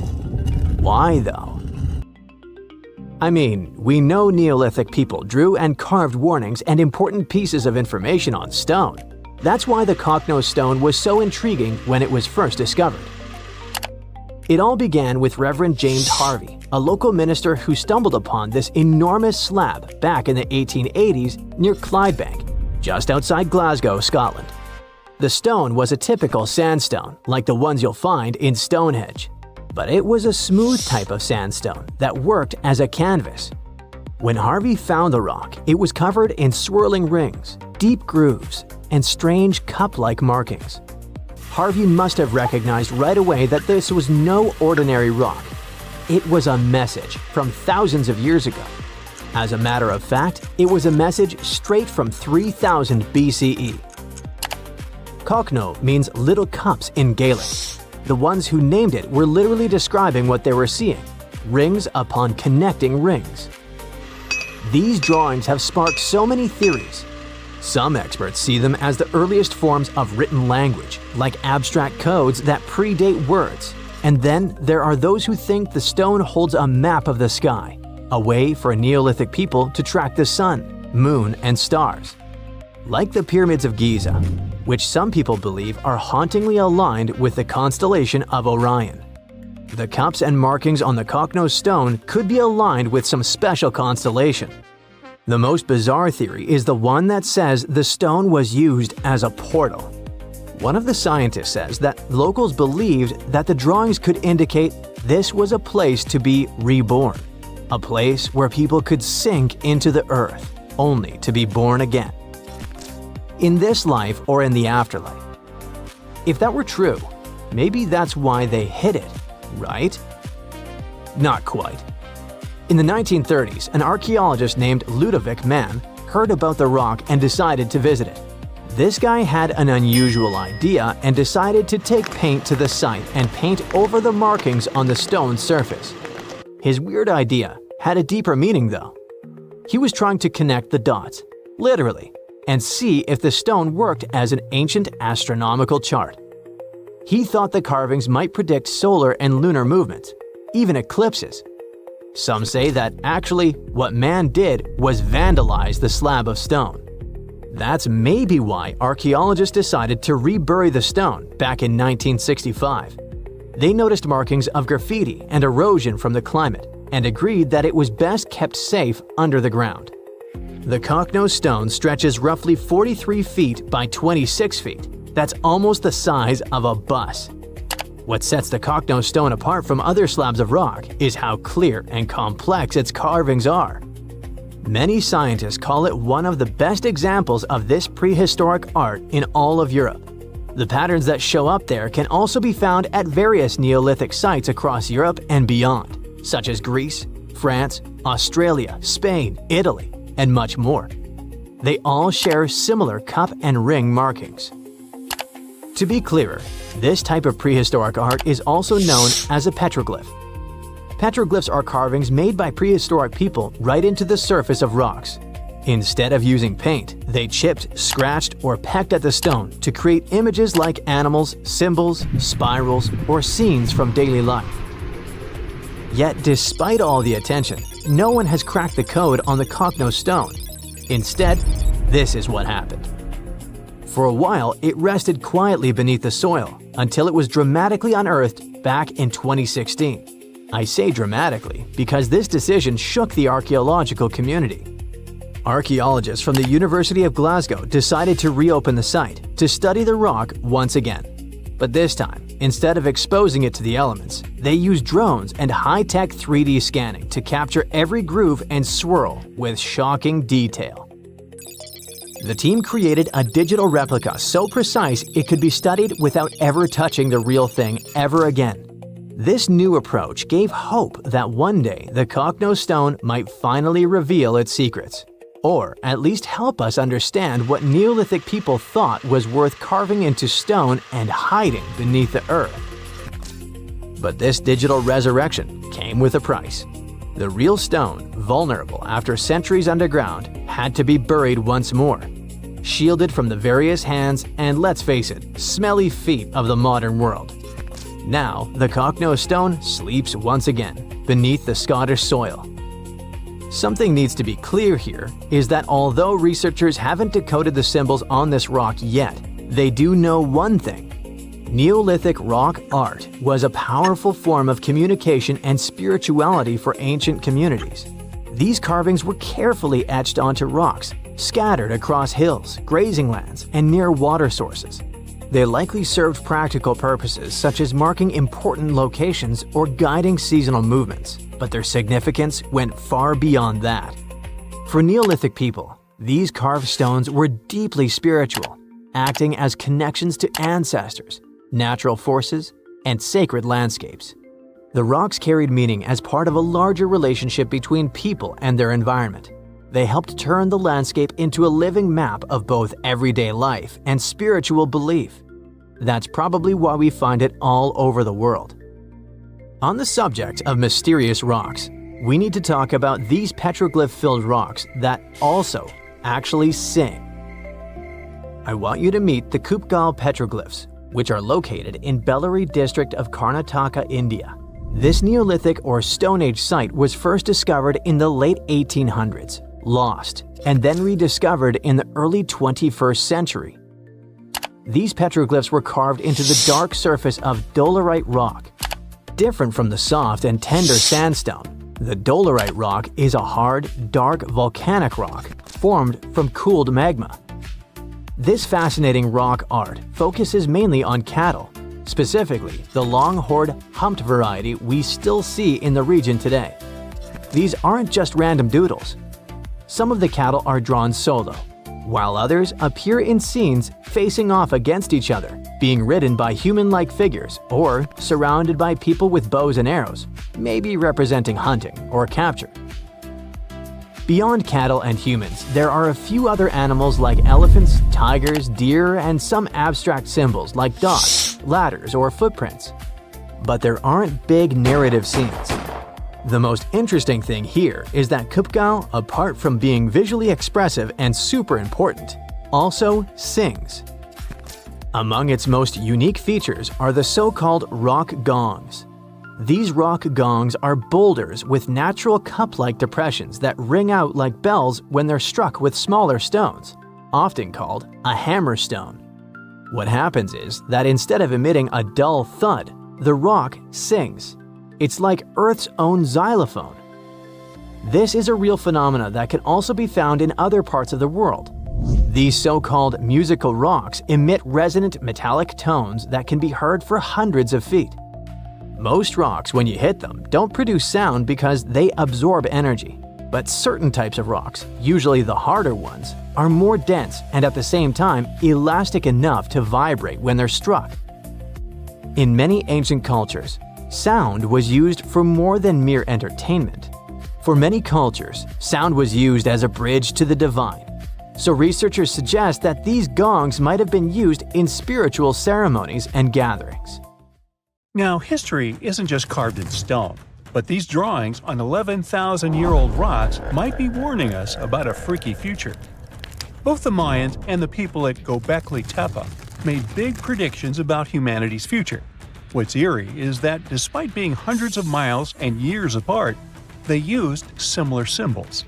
Now, let's get one thing straight. Ancient civilizations often depicted their deities as humanoids. You'll find humanoid representations of celestial beings in ancient Egypt, but also in pre-Columbian societies from the Americas. For example, Aztecs had an important deity they called Quetzalcoatl. He was related to the wind, Venus, and the sun. In some ancient Aztec art, he's depicted carrying a tiny handbag. The shocker is that a very similar winged figure was represented by the Assyrians. Now, it's already odd that they chose similar forms to represent their gods, even though these civilizations didn't have any contact with each other. But to draw an almost identical handbag, that seems like a bit of a stretch. Of course, now, when we say handbags, we mean carvings depicting things that look like modern handbags. Not quite Coach or Prada, but you get the idea. Some theories suggest this mysterious handbag could be related to time travel. We've seen that Göbekli Tepe tells of a great flood that destroyed an ancient civilization. But during that civilization's time, they raised cattle and grew food. They knew how to handle seeds and grow crops. According to one theory, this stylish accessory could have been used for carrying seeds. Since Göbekli Tepe is believed to be near where Noah's Ark might have been found, the people of the area could have gathered seeds to plant in the New World after the Great Flood. Strange? Definitely. But so is everything we've been talking about, so let's roll with it. Another theory on the meaning of the handbag has a much more straightforward approach. In multiple ancient cultures, the circle was used to represent spirituality and non-materiality, but the square was often associated with concepts of the earth and materiality. So, what we modern humans understand as a handbag might be an image that symbolizes the reunification of the earth and sky, of the material and non-material elements of existence. Not a bad theory, I would say. But then, who am I? Some researchers, like Graham Hancock, are not convinced with these previous explanations. For him, Göbekli Tepe is all about little gray people and their contacts with ancient earthling civilizations. You see, right in the middle of this ancient site, there's a special pillar called Pillar 43, or Enclosure D. At first glance, it looks like an astronomical calendar. You see the scorpion? That's the Scorpion constellation. And that ball in the center? It's all about the sun's alignment. We know ancient societies like the Maya or Incas were stellar astronomers. So what's the big deal here? Turns out the folks at Göbekli Tepe were talking about a massive natural disaster that wiped out all forms of life before their time. When astronomers recreated the angles and positions from Pillar 43, it showed an astrological setup from over 13,000 years ago.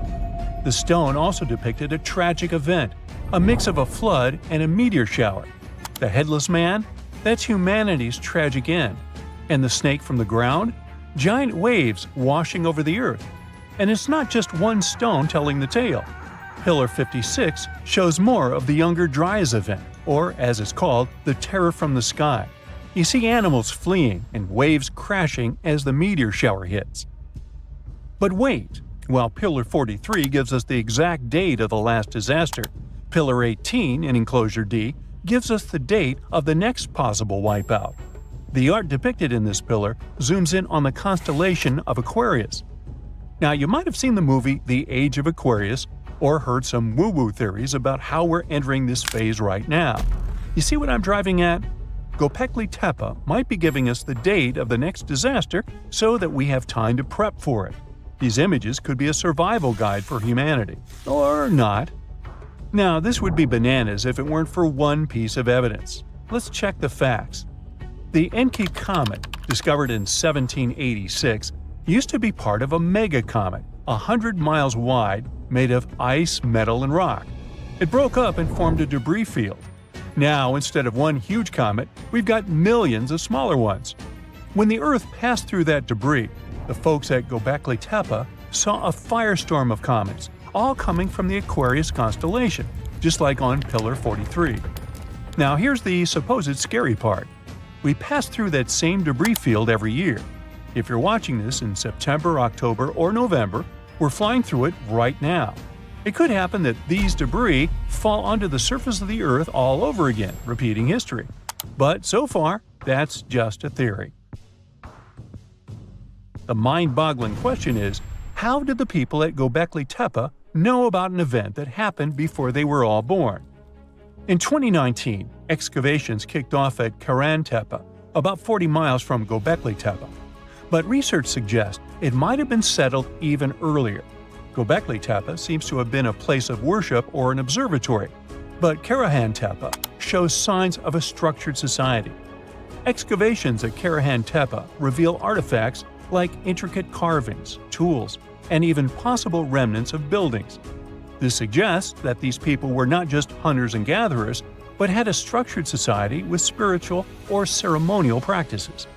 In 2020, researchers started unearthing several other settlements in the area, indicating that Göbekli Tepe was part of a huge metropolis.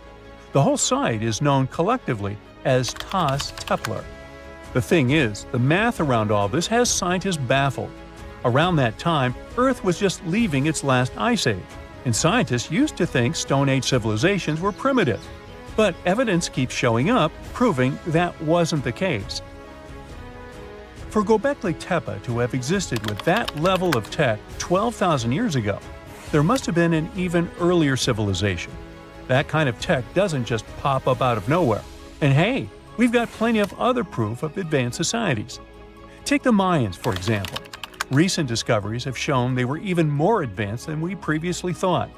They built massive cities with roads up to 130 feet wide, painted white to guide travelers at night, a feat you'd expect in places like Portugal or England. These roads, sometimes elevated over swampy ground, formed a network of over 964 settlements, like a giant spider web. A bunch of scientists turned their eyes on this theory, but it could be the connecting point of everything we've been speculating about in this video. After all, the people from the sky could have come down and told the people from Göbekli Tepe about the destruction of a more ancient civilization than theirs. Or not. Remember, don't give up your critical thinking just because you see something on the internet. Anyway, Göbekli Tepe raises suspicions just as Stonehenge and the Great Pyramids of Egypt. When we mix little green aliens into the equation, it explains one way that surreal engineering feats were possible in these sites. But it also underestimates our human ancestors and their thinking abilities. One of the main characteristics of Göbekli Tepe's architecture are the T-shaped pillars. The heaviest of them weigh 20 tons and are around 20 feet. These pillars were erected perfectly, without so much as a dent in them. Sure, that's pretty hard to do without modern machines. But hey, maybe they figured it out and built it after much effort. Now, in case you don't know what I'm talking about, this old pal is supposed to have cracked the secret of the pyramid builders in modern-day America. He used it to build his own castle and other mesmerizing structures. So, hey, I guess we'll have to keep digging to find out the actual facts about it all, huh? There you are, trekking across a desert on foot. It's hot, you're terribly thirsty, and now you gotta walk around this stupid wall. Wait, a wall in the middle of a sandy, lifeless nowhere? Exactly, a wall in the northern Saudi desert. Archaeologists have just made a super exciting discovery, and what they found was not just a single wall. No, it was a whole ancient walled city that might date back to 2400 BCE. They think this place was home to around 500 people and could have been used for 1,000 years. This discovery is groundbreaking. It means that the area could have been way more advanced than anyone expected. The city was well organized, with different zones for living, towers and strong walls for protection, and different sections for all kinds of daily life. This ancient city, now called Al-Natab, was basically an oasis town, and it's great since it can give us a peek into what life might have been like in this desert thousands of years ago. Apparently, they had clearly separated areas, like residential sections, a cemetery, farmland, and even a town center. This oasis city, found in the Khaybar area, is the first big organized settlement from the 2nd or 3rd millennium BCE that researchers have uncovered in northwestern Arabia. The first surveys show that this town, which covered about 6 acres, had several districts, including the residential area, the cemetery, and the legal one, with courts. The houses were set up in neat rows, all connected by small roads. Those streets kept the residential area separate from the rest of the town. Back then, most people in this region were nomadic herders, always moving around. But archaeologists have been sure that during the Bronze Age, Northwest Arabia had small walled towns and oasis centers scattered across it. These connected oasis towns were unique, offering secure places for people to live, store goods, and trade. They started showing the beginnings of urban planning, which hints that people of that time were already starting to settle down and organize communities more seriously. The research team estimated that there were about 50 homes in Al-Natab, but that number could go up to 70 as they keep digging. They think that a few hundred people lived there, and probably one of the coolest things is that some houses went up to 3 stories tall. Built on a slope near a couple of major trade routes, this city was set up in a prime spot. Now, one of the most impressive things about this place is its water supply. The oasis had springs and aquifers, which are underground water sources, and such conditions were perfect for farming. Those water sources meant residents could grow their own food, making the town self-sufficient. The outer walls probably helped control who could enter the town and get access to its resources. This settled way of life was an impressive shift from nomadic living to a more agro-pastoral lifestyle, which means a mix of farming and herding animals. Another find that supports this theory is a bunch of tools like grinding stones, mortars, and pestles discovered inside the town. People there must have ground grains and prepared food. They had a diet of cereals, meat, and milk from animals they raised themselves. These astonishing findings show that the inhabitants of the town could easily feed themselves and were surprisingly advanced for that time. Thanks to better access to Saudi Arabia in the past couple of decades, archaeologists now have a much clearer picture of what life there was like thousands of years ago. The most exciting thing is that Al-Nata might have been part of a whole network of similar fortified oasis towns spread across the region, and all of these connected sites could show us how trade routes and small settlements worked together at that time in that arid area. Now, at the same time, this recent discovery isn't the only one that has the scientific world buzzing with excitement. How about we visit Egypt and see for ourselves? After all, archaeologists have just found a stash of ancient Egyptian and Greek treasure underwater. They were exploring the lost city of Thonis Heraklion off the coast of Egypt, which sank more than 1,000 years ago. This city was legendary, and nobody even knew where it was until it was rediscovered in 2000. Now they're uncovering more and more, and on this dive, they found a pile of gold and silver treasures. Those were probably used in rituals to bless Egyptian pharaohs when they took the throne. The researchers even found an ancient Greek temple dedicated to Aphrodite and some super-old Greek weapons. Frank Gaudio, the lead archaeologist, said it was astonishing that those delicate objects had survived the disaster that brought the city down. Back in its prime, Thonis Heraklion was one of the biggest port cities in the Mediterranean. It was a huge center of social life and was the main entry point for ships from Greece coming into Egypt. But tragically, due to rising waters, earthquakes, and a catastrophic tidal wave, the soil underneath the city literally turned into mush, and then the entire city sank into the Mediterranean. It was forgotten until Gaudio's team found it in 2000. Since then, they've been uncovering new parts of the city and piecing together its history little by little. If a lost underwater city doesn't seem impressive enough, we can travel to the Amazon. The discovery made there is truly mind-boggling. For centuries, people have talked about lost cities deep in the Amazon, like El Dorado, that mythical city of gold that lured Spanish explorers into the jungle. A lot of them never came back. Then, in the 1900s, a British explorer named Percy Fawcett went searching for what he called the lost city of Z, and he too disappeared. But now, finally, scientists have actually found proof that those lost cities in the Amazon were real all along. A team of scientists use a tech called LiDAR, which basically allows you to see through thick jungle from above by bouncing light beams off the ground. They flew over the jungle in Bolivia in a helicopter about 650 feet up and mapped out those hidden ancient cities. What they found were ruins of a huge urban settlement built by the Kasarabi people who lived there from 500 to 1400 CE. And it wasn't just a couple of buildings here and there. No, the LiDAR maps revealed massive urban centers, pyramids, platforms, roads, canals, and causeways, all carefully laid out. Turns out the Amazon wasn't just an untouched jungle. It was once home to big, complex cities. A scientist from the German Archaeological Institute explained that Europeans had long ignored the possibility of ancient Amazonian cities, but the LiDAR maps showed they were wrong. The new maps have revealed 26 sites, including 11 that no one even knew existed. Researchers have discovered two main city sites, Landivar and Kotoka. They had massive moat causeways stretching out like spokes on a wheel, linking the main cities with smaller surrounding settlements. Some of the canals even connected the cities to rivers and a big lake, which allowed water to flow through the area. Over the years, scientists found scattered ruins all over this region, but the thick jungle made it nearly impossible to connect the dots and see if or how they were related. With LiDAR, the whole layout came to life, showing that those sites were part of a much larger organized urban system. It's now also clear that the sites had a greater meaning, since everything is lined up in a way that could be symbolic of the spiritual beliefs of the inhabitants.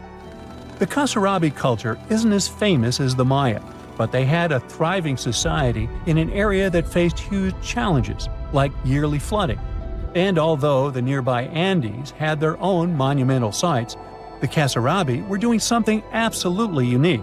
They even had reservoirs to store water, which suggests they might have been dealing with occasional droughts, which is pretty unusual for the Amazon.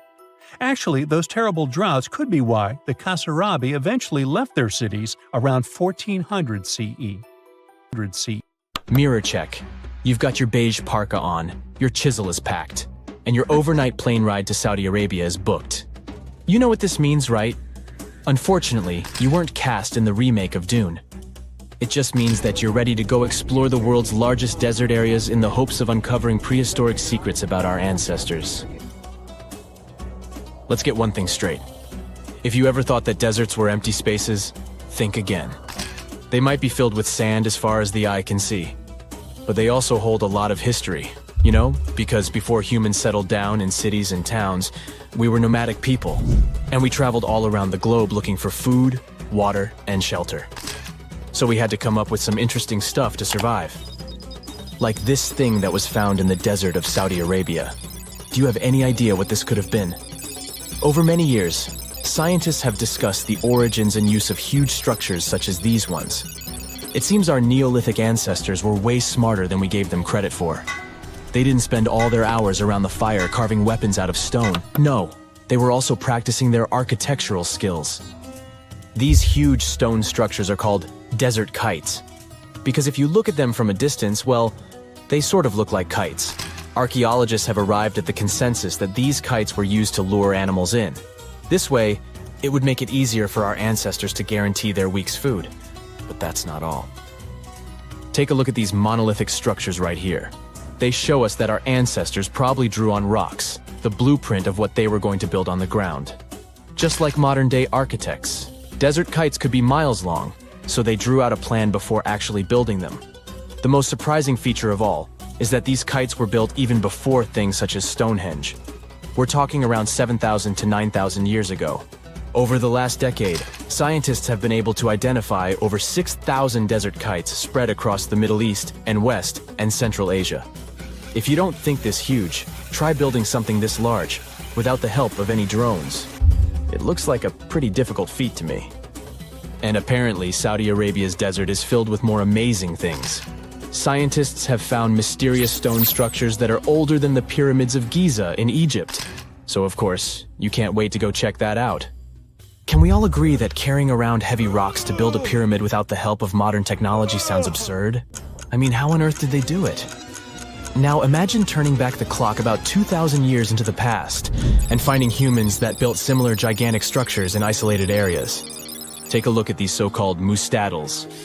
They are rectangular structures built from piled-up stones, found over 77,000 square miles. Some archaeologists believe that these monuments were used for ritualistic purposes, maybe processions of some kind, where people would walk from one end of the plateau to the other. I'd be down for that. Now let's move on to another deserted area. We're entering the world-famous Sahara Desert landscape. Isn't it beautiful? Here, you're about to unravel an ancient mystery, something that took years for researchers to solve. Fun fact, the Sahara Desert is the world's largest hot desert. It spans over 3 million square miles, which would be like putting 1,000 times the country of Hawaii next to each other. We say it's the largest hot desert because the world's largest desert area is Antarctica.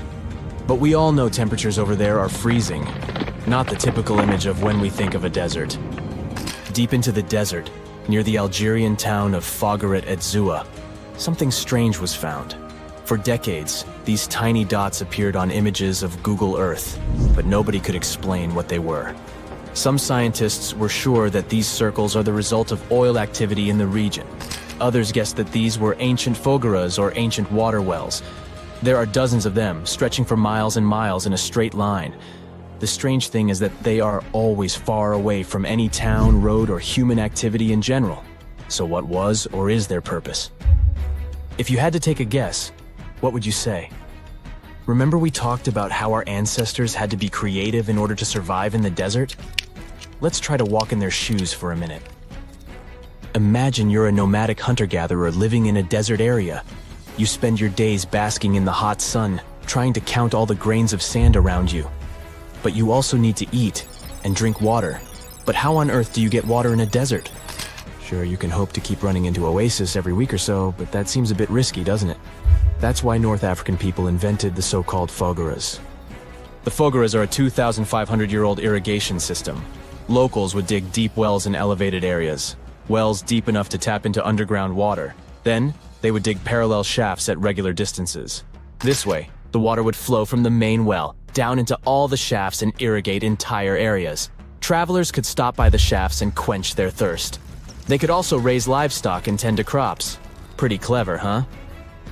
As much as these holes did look like fogaras, a little bit of research would show you that they're not. You see, these shafts were built in a line, and not in a circular shape like the ones we're looking at now. So maybe it has something to do with the second option? Maybe these desert holes were related to oil activity in the region? Let's have a look at the holes up close and personal. From Google Earth, they don't seem that big, but in real life, they are huge craters. The tip to uncovering what they are is hidden beneath the sand. If you were one of the researchers originally uncovering the truth behind this mystery, you would have found something unique hidden in the sand: old dynamites and vintage sardine cans. Putting the pieces of the puzzle together, scientists found that these sardine cans were a model from the 1950s and 1960s. It seems that entire teams from that decade would camp out while they surveyed the area for oil. And what about the dynamites? These were used for seismic surveying. This is an old technique, used to identify if there is oil and gas beneath the Earth's surface. Still in North Africa, you find out about another desert mystery worth exploring. Near the city of Tiaret, southwest of Algeria's capital, one runs into 13 peculiar monuments. These structures are also called jedars, and yes, I am aware of how much that may sound like a Star Wars reference. They are pyramid-like in their shapes, and as far as scientists know, they were used as final resting places for the people who lived in the region. Can you guess who these were? Most likely the Berber nomads. And since we're talking about ancient stuff, they were probably built between the 4th and 7th centuries CE. Once scientists began to explore the insides of these monuments, they found they were pretty big inside. They found large underground vaults, chambers, and labyrinth-like corridors that gave way to over 20 compartments. It could take you up to 2 hours to walk around in them, and apparently our ancestors also used its walls to depict images of animals and hunting scenes. There's no definite proof of what these jedars were used for, though. This is so neat, huh? I'm sure that our world's desert is filled with many more mysterious things for us to unravel. I guess I'll see you next time so that we can continue our explorations. If you walk through this small stone doorway in Hierapolis, Turkey, you might never come back alive. Back in ancient times, people thought it was some sort of portal to the underworld. Romans would go in carrying perfectly healthy bulls, but after a few minutes, they would watch these animals collapse as if hit by some mysterious force. But what's even weirder is that nothing happened to people. They could walk in and out just fine. Now, recent studies might have an answer for these eerie happenings, and it all has to do with people's heights. The gate, known as Plutonium, named after Pluto, the deity of the underworld, is a stone doorway leading to a small 32-square-foot cave. But the real danger is what is going on beneath it. Hierapolis is a super active geological area, and there's a big crack under the city that constantly emits volcanic carbon dioxide, which comes up as a visible mist. During the day, the sun dissipates the gas. At night, the gas forms some kind of a carbon dioxide lake on the sheltered arena floor. At dawn, you need to get out of there before it's too late.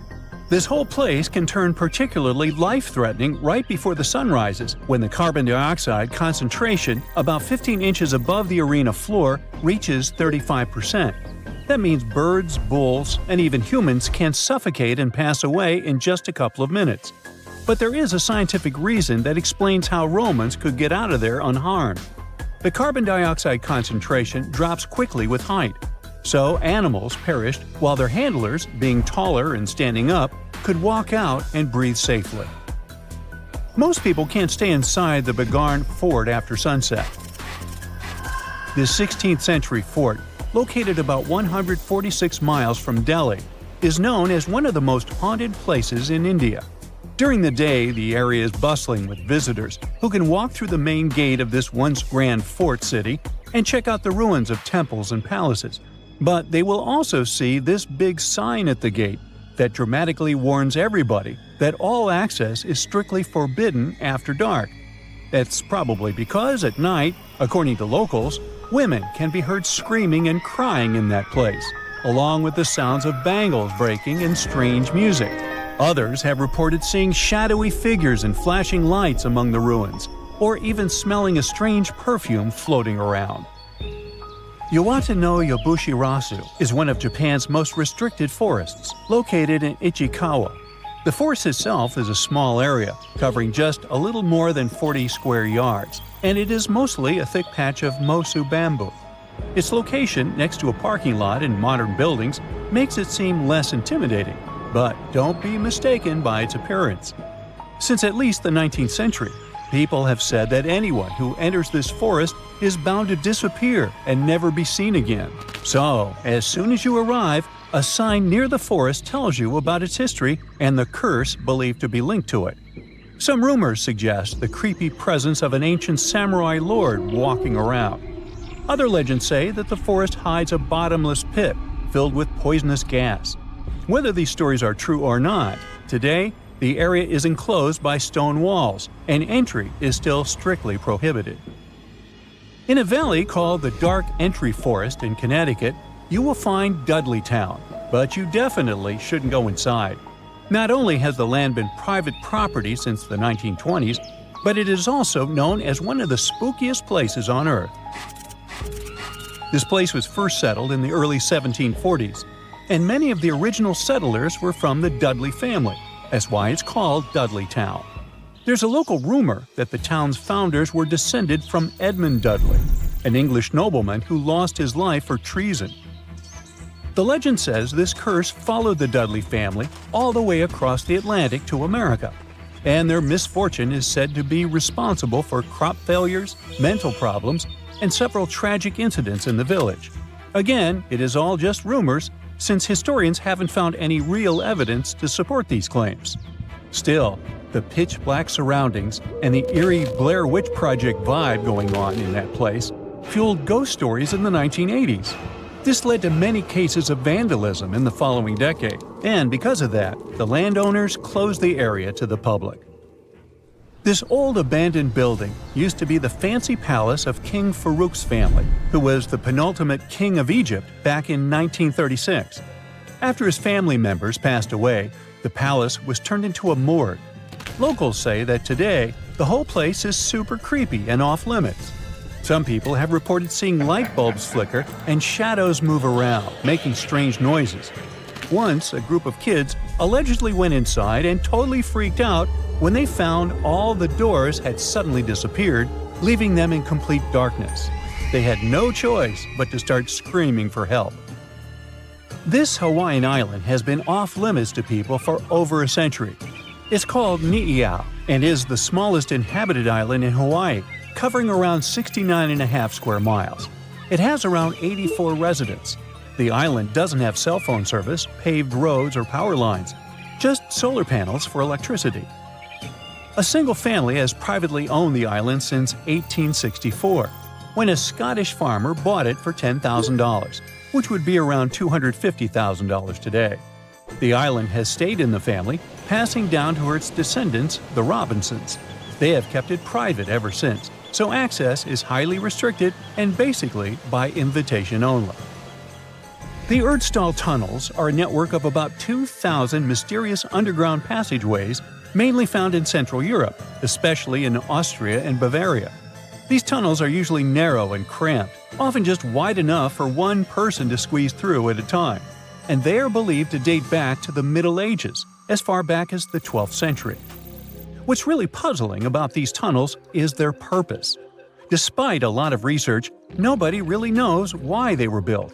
There is a theory that they were used for storage, But since many of them are below the waterline and occasionally get filled with water, that doesn't seem very practical. These tunnels have very light, almost claustrophobic sections and sudden drops, which doesn't seem practical for other straightforward uses like escape routes, hiding places, or even spiritual purposes. To make things even more mysterious, there is a complete lack of artifacts, which makes it even harder for researchers to figure out what these tunnels were really for. Since 2019, adventurous people can get arrested if they try to climb this rock.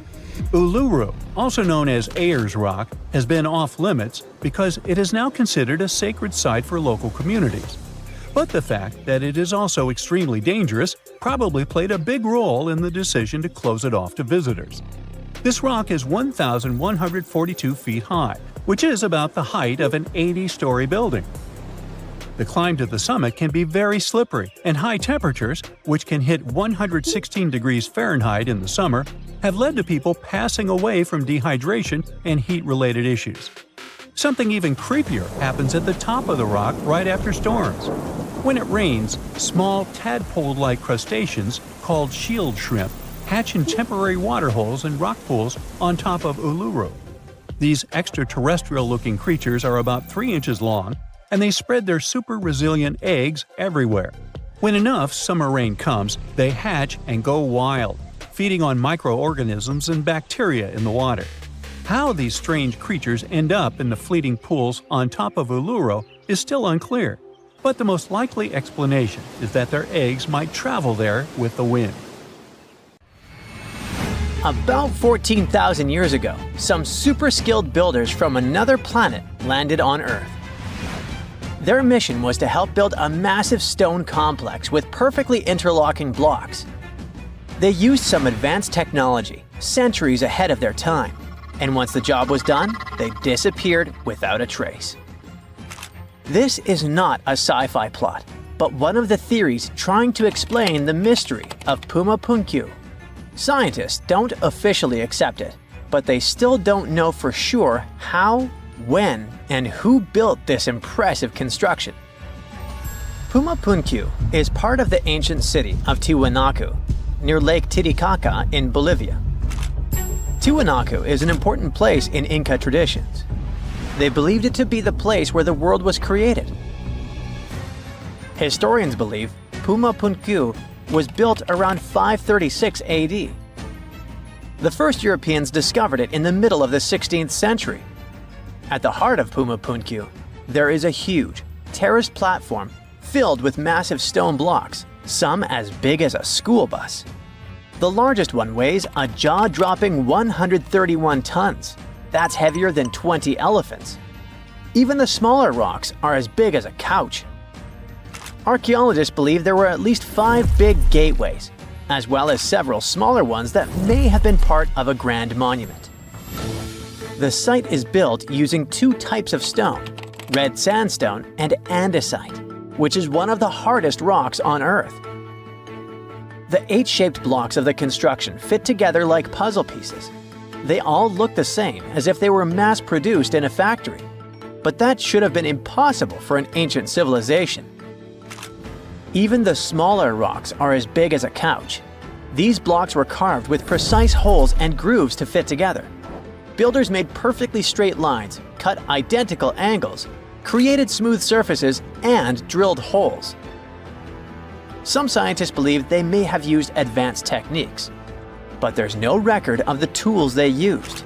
It took another 1,000 years before other civilizations could match this level of precision. One of the biggest mysteries is how these enormous stones were transported. Puma Punku sits high up in the mountains at 12,600 feet above sea level. So high that even trees don't grow there. The builders didn't have wheels, cranes, or modern machines. Yet somehow, they moved these heavy blocks miles from their original locations. Some scientists think they used llama skin ropes and ramps, but no one really knows for sure. The most commonly accepted version is that the Tiwanaku civilization, which thrived in the region between 500 and 1000 CE, built this impressive site. The complex was enormous and had many different areas. a western court, a large open area in the center, and an eastern court that was surrounded by walls. Long ago, it must have been incredibly beautiful, with polished metal plaques shimmering in the sunlight, brightly colored fabrics and ceramics decorating the buildings, and people in elaborate costumes walking through the plaza. But something doesn't add up here, as the Tiwanaku people never wrote down how they built Pumapunku. They would have probably left some clues if they had accomplished something like this. Plus, the Tiwanaku people didn't have the high-tech equipment needed to carve and move giant stone blocks with perfect precision. The architectural historians who first studied the place professionally concluded that a hammerstone couldn't have done such a fine job. They found no metal tools that were used in the construction process. That's why they suggested they might have used some unconventional tools the historians didn't even recognize as tools. There's a theory that these ancient builders might have had a way to soften stone to make it easy to carve before it hardened again. Or maybe they poured liquid stone into molds, just like we make concrete today. If it's true, this would mean an advanced civilization existed in South America long before we thought. Some researchers even think it had to do with the theory of Atlantis or other lost civilizations that may have had immense knowledge before a global catastrophe wiped them out. Local legends say that powerful deities used incredible powers to lift and shape the massive stone blocks. And some people believe Pumapunku was so advanced that the builders must have had help from visitors from outer space. The perfect cuts and massive stones look like something from modern construction. The supporters of this theory also say that some carvings at Tiwanaku show figures wearing helmet-like shapes, so they could be left by space travelers. Scientists from the University of California, Los Angeles, decided to officially debunk this theory. They created a digital model of Pumapunku using super precise measurements from historical records. Then, they used a 3D printer to make a miniature version of the site at 4% of its original size. Once the pieces were printed, the team sorted them by size, shape, and design, like a giant puzzle. They noticed that some blocks had special grooves for holding metal clamps, and others had ornamental carvings. When they finished their model, they realized one of the buildings had a very familiar design. It looked just like structures from two nearby sites. This was solid proof that Pumapunku was built by humans, not visitors from outer space. Over the centuries, people stole stones from Pumapunku and moved them around. This made things even more confusing for archaeologists. UCLA team created a digital archive, so researchers all over the world can now study the site without traveling to Bolivia. So maybe we'll hear about the new twists in this mystery soon. Another construction from the past that still impresses us with extreme precision is the Serapeum of Saqqara, a burial place built around 3,000 to 3,500 years ago. A French scientist accidentally discovered it in 1850. Inside the Serapeum, he found a long underground hallway. On both sides of the hallway, there were giant stone rooms, and inside those rooms, there were huge granite sarcophagi. These sarcophagi were not built for people, but for the sacred Apis bulls. These bulls were treated like royalty, as the people believed they were chosen by deities. The Egyptians believed these bulls were the incarnations of the deity Ptah and had magical powers to protect their kingdom. Some of the stone boxes inside the Serapeum weighed around 70 tons. They were made with perfectly straight angles and smooth surfaces. Scientists noted roller marks on the floor and found wooden winches with levers, which the Egyptians likely used to move the sarcophagi. Since the burial chambers were lower than the hallway floor, workers filled them with sand, rolled the sarcophagus into place, and then slowly removed the sand to lower it perfectly into position. A stone inscription found in the Serapeum said it took 28 days just to move one of these stone boxes. Even though these sarcophagi were meant for bulls, they were way bigger than needed. Pharaohs, who were the rulers of Egypt, were buried in tiny coffins. So it's really weird that these boxes were so enormous. Another question is why they used granite, which is so hard to carve, instead of limestone. Some people believe the stone boxes weren't just tombs. They might have been ancient energy generators. The Egyptians knew about fermentation. If someone placed food or meat inside a perfectly sealed granite box and let fermentation happen, pressure would build up inside. Granite contains quartz, a special crystal that creates electricity when squeezed. As pressure increased, the box's lid could pop open, releasing gas. Ancient drawings found in the Serapeum show stones stacked on top of the boxes, which might have been used to make the lids even heavier and help produce more electricity. Thousands of years later, when explorers opened these boxes, they only found bull bones, maybe because all the organic material had disappeared over time. Scientists still aren't sure if the massive stone boxes were actually ancient energy systems. So, the mystery lives on. Summers in the Middle East get so hot that they change the landscape dramatically and make entire cities resurface from the past. That's what happened in 2018 when the city, built by a mysterious empire on the Tigris River, was finally released from its water trap. Archaeologists rushed to the location as they didn't want to miss a rare chance to excavate the site and learn more about the history of the place. They believe they've found the Bronze Age city Zakiku, founded over 3,000 years ago and fully submerged in the 1980s when a dam was built in its place. It used to be a busy hub for the Mitanni Empire for caravans on the popular trade route. It had water, which is a rarity in the area, and it was a guarantee for success. We know very little about the once powerful empire, as scientists haven't found any written chronicles in the excavated sites. That's why the archaeologists were thrilled to find an entire palace for the local ruler. Several years later, when the area became free from the water again, they found some fortifications to protect the city from foes. The highlight of their expedition was finding a huge public storehouse for trade goods and harvests, piles of wheat and barley, and imported metal and wood. Bread was the staple food for the locals, and they also loved big pots of vegetable soups and stews for lunch. Each household kept sheep, goats, cows, and pigs, so they had a steady source of milk and meat for special occasions. All the constructions found so far were built from bricks molded from mud. The walls that were underwater for over 40 years are so well preserved as if they went down yesterday. The royal palace stands out as it's larger than the other constructions, has thicker walls, and even pavements made of baked mud bricks that were sealed to be waterproof. The local king must have been in good relations with the emperor of the larger empire, of which Akiku was dependent. Traders who lived in the city collected wooden beams and took them to storehouses. The beams arrived down the Tigris River from the forests in the mountains in the north and east of Mesopotamia.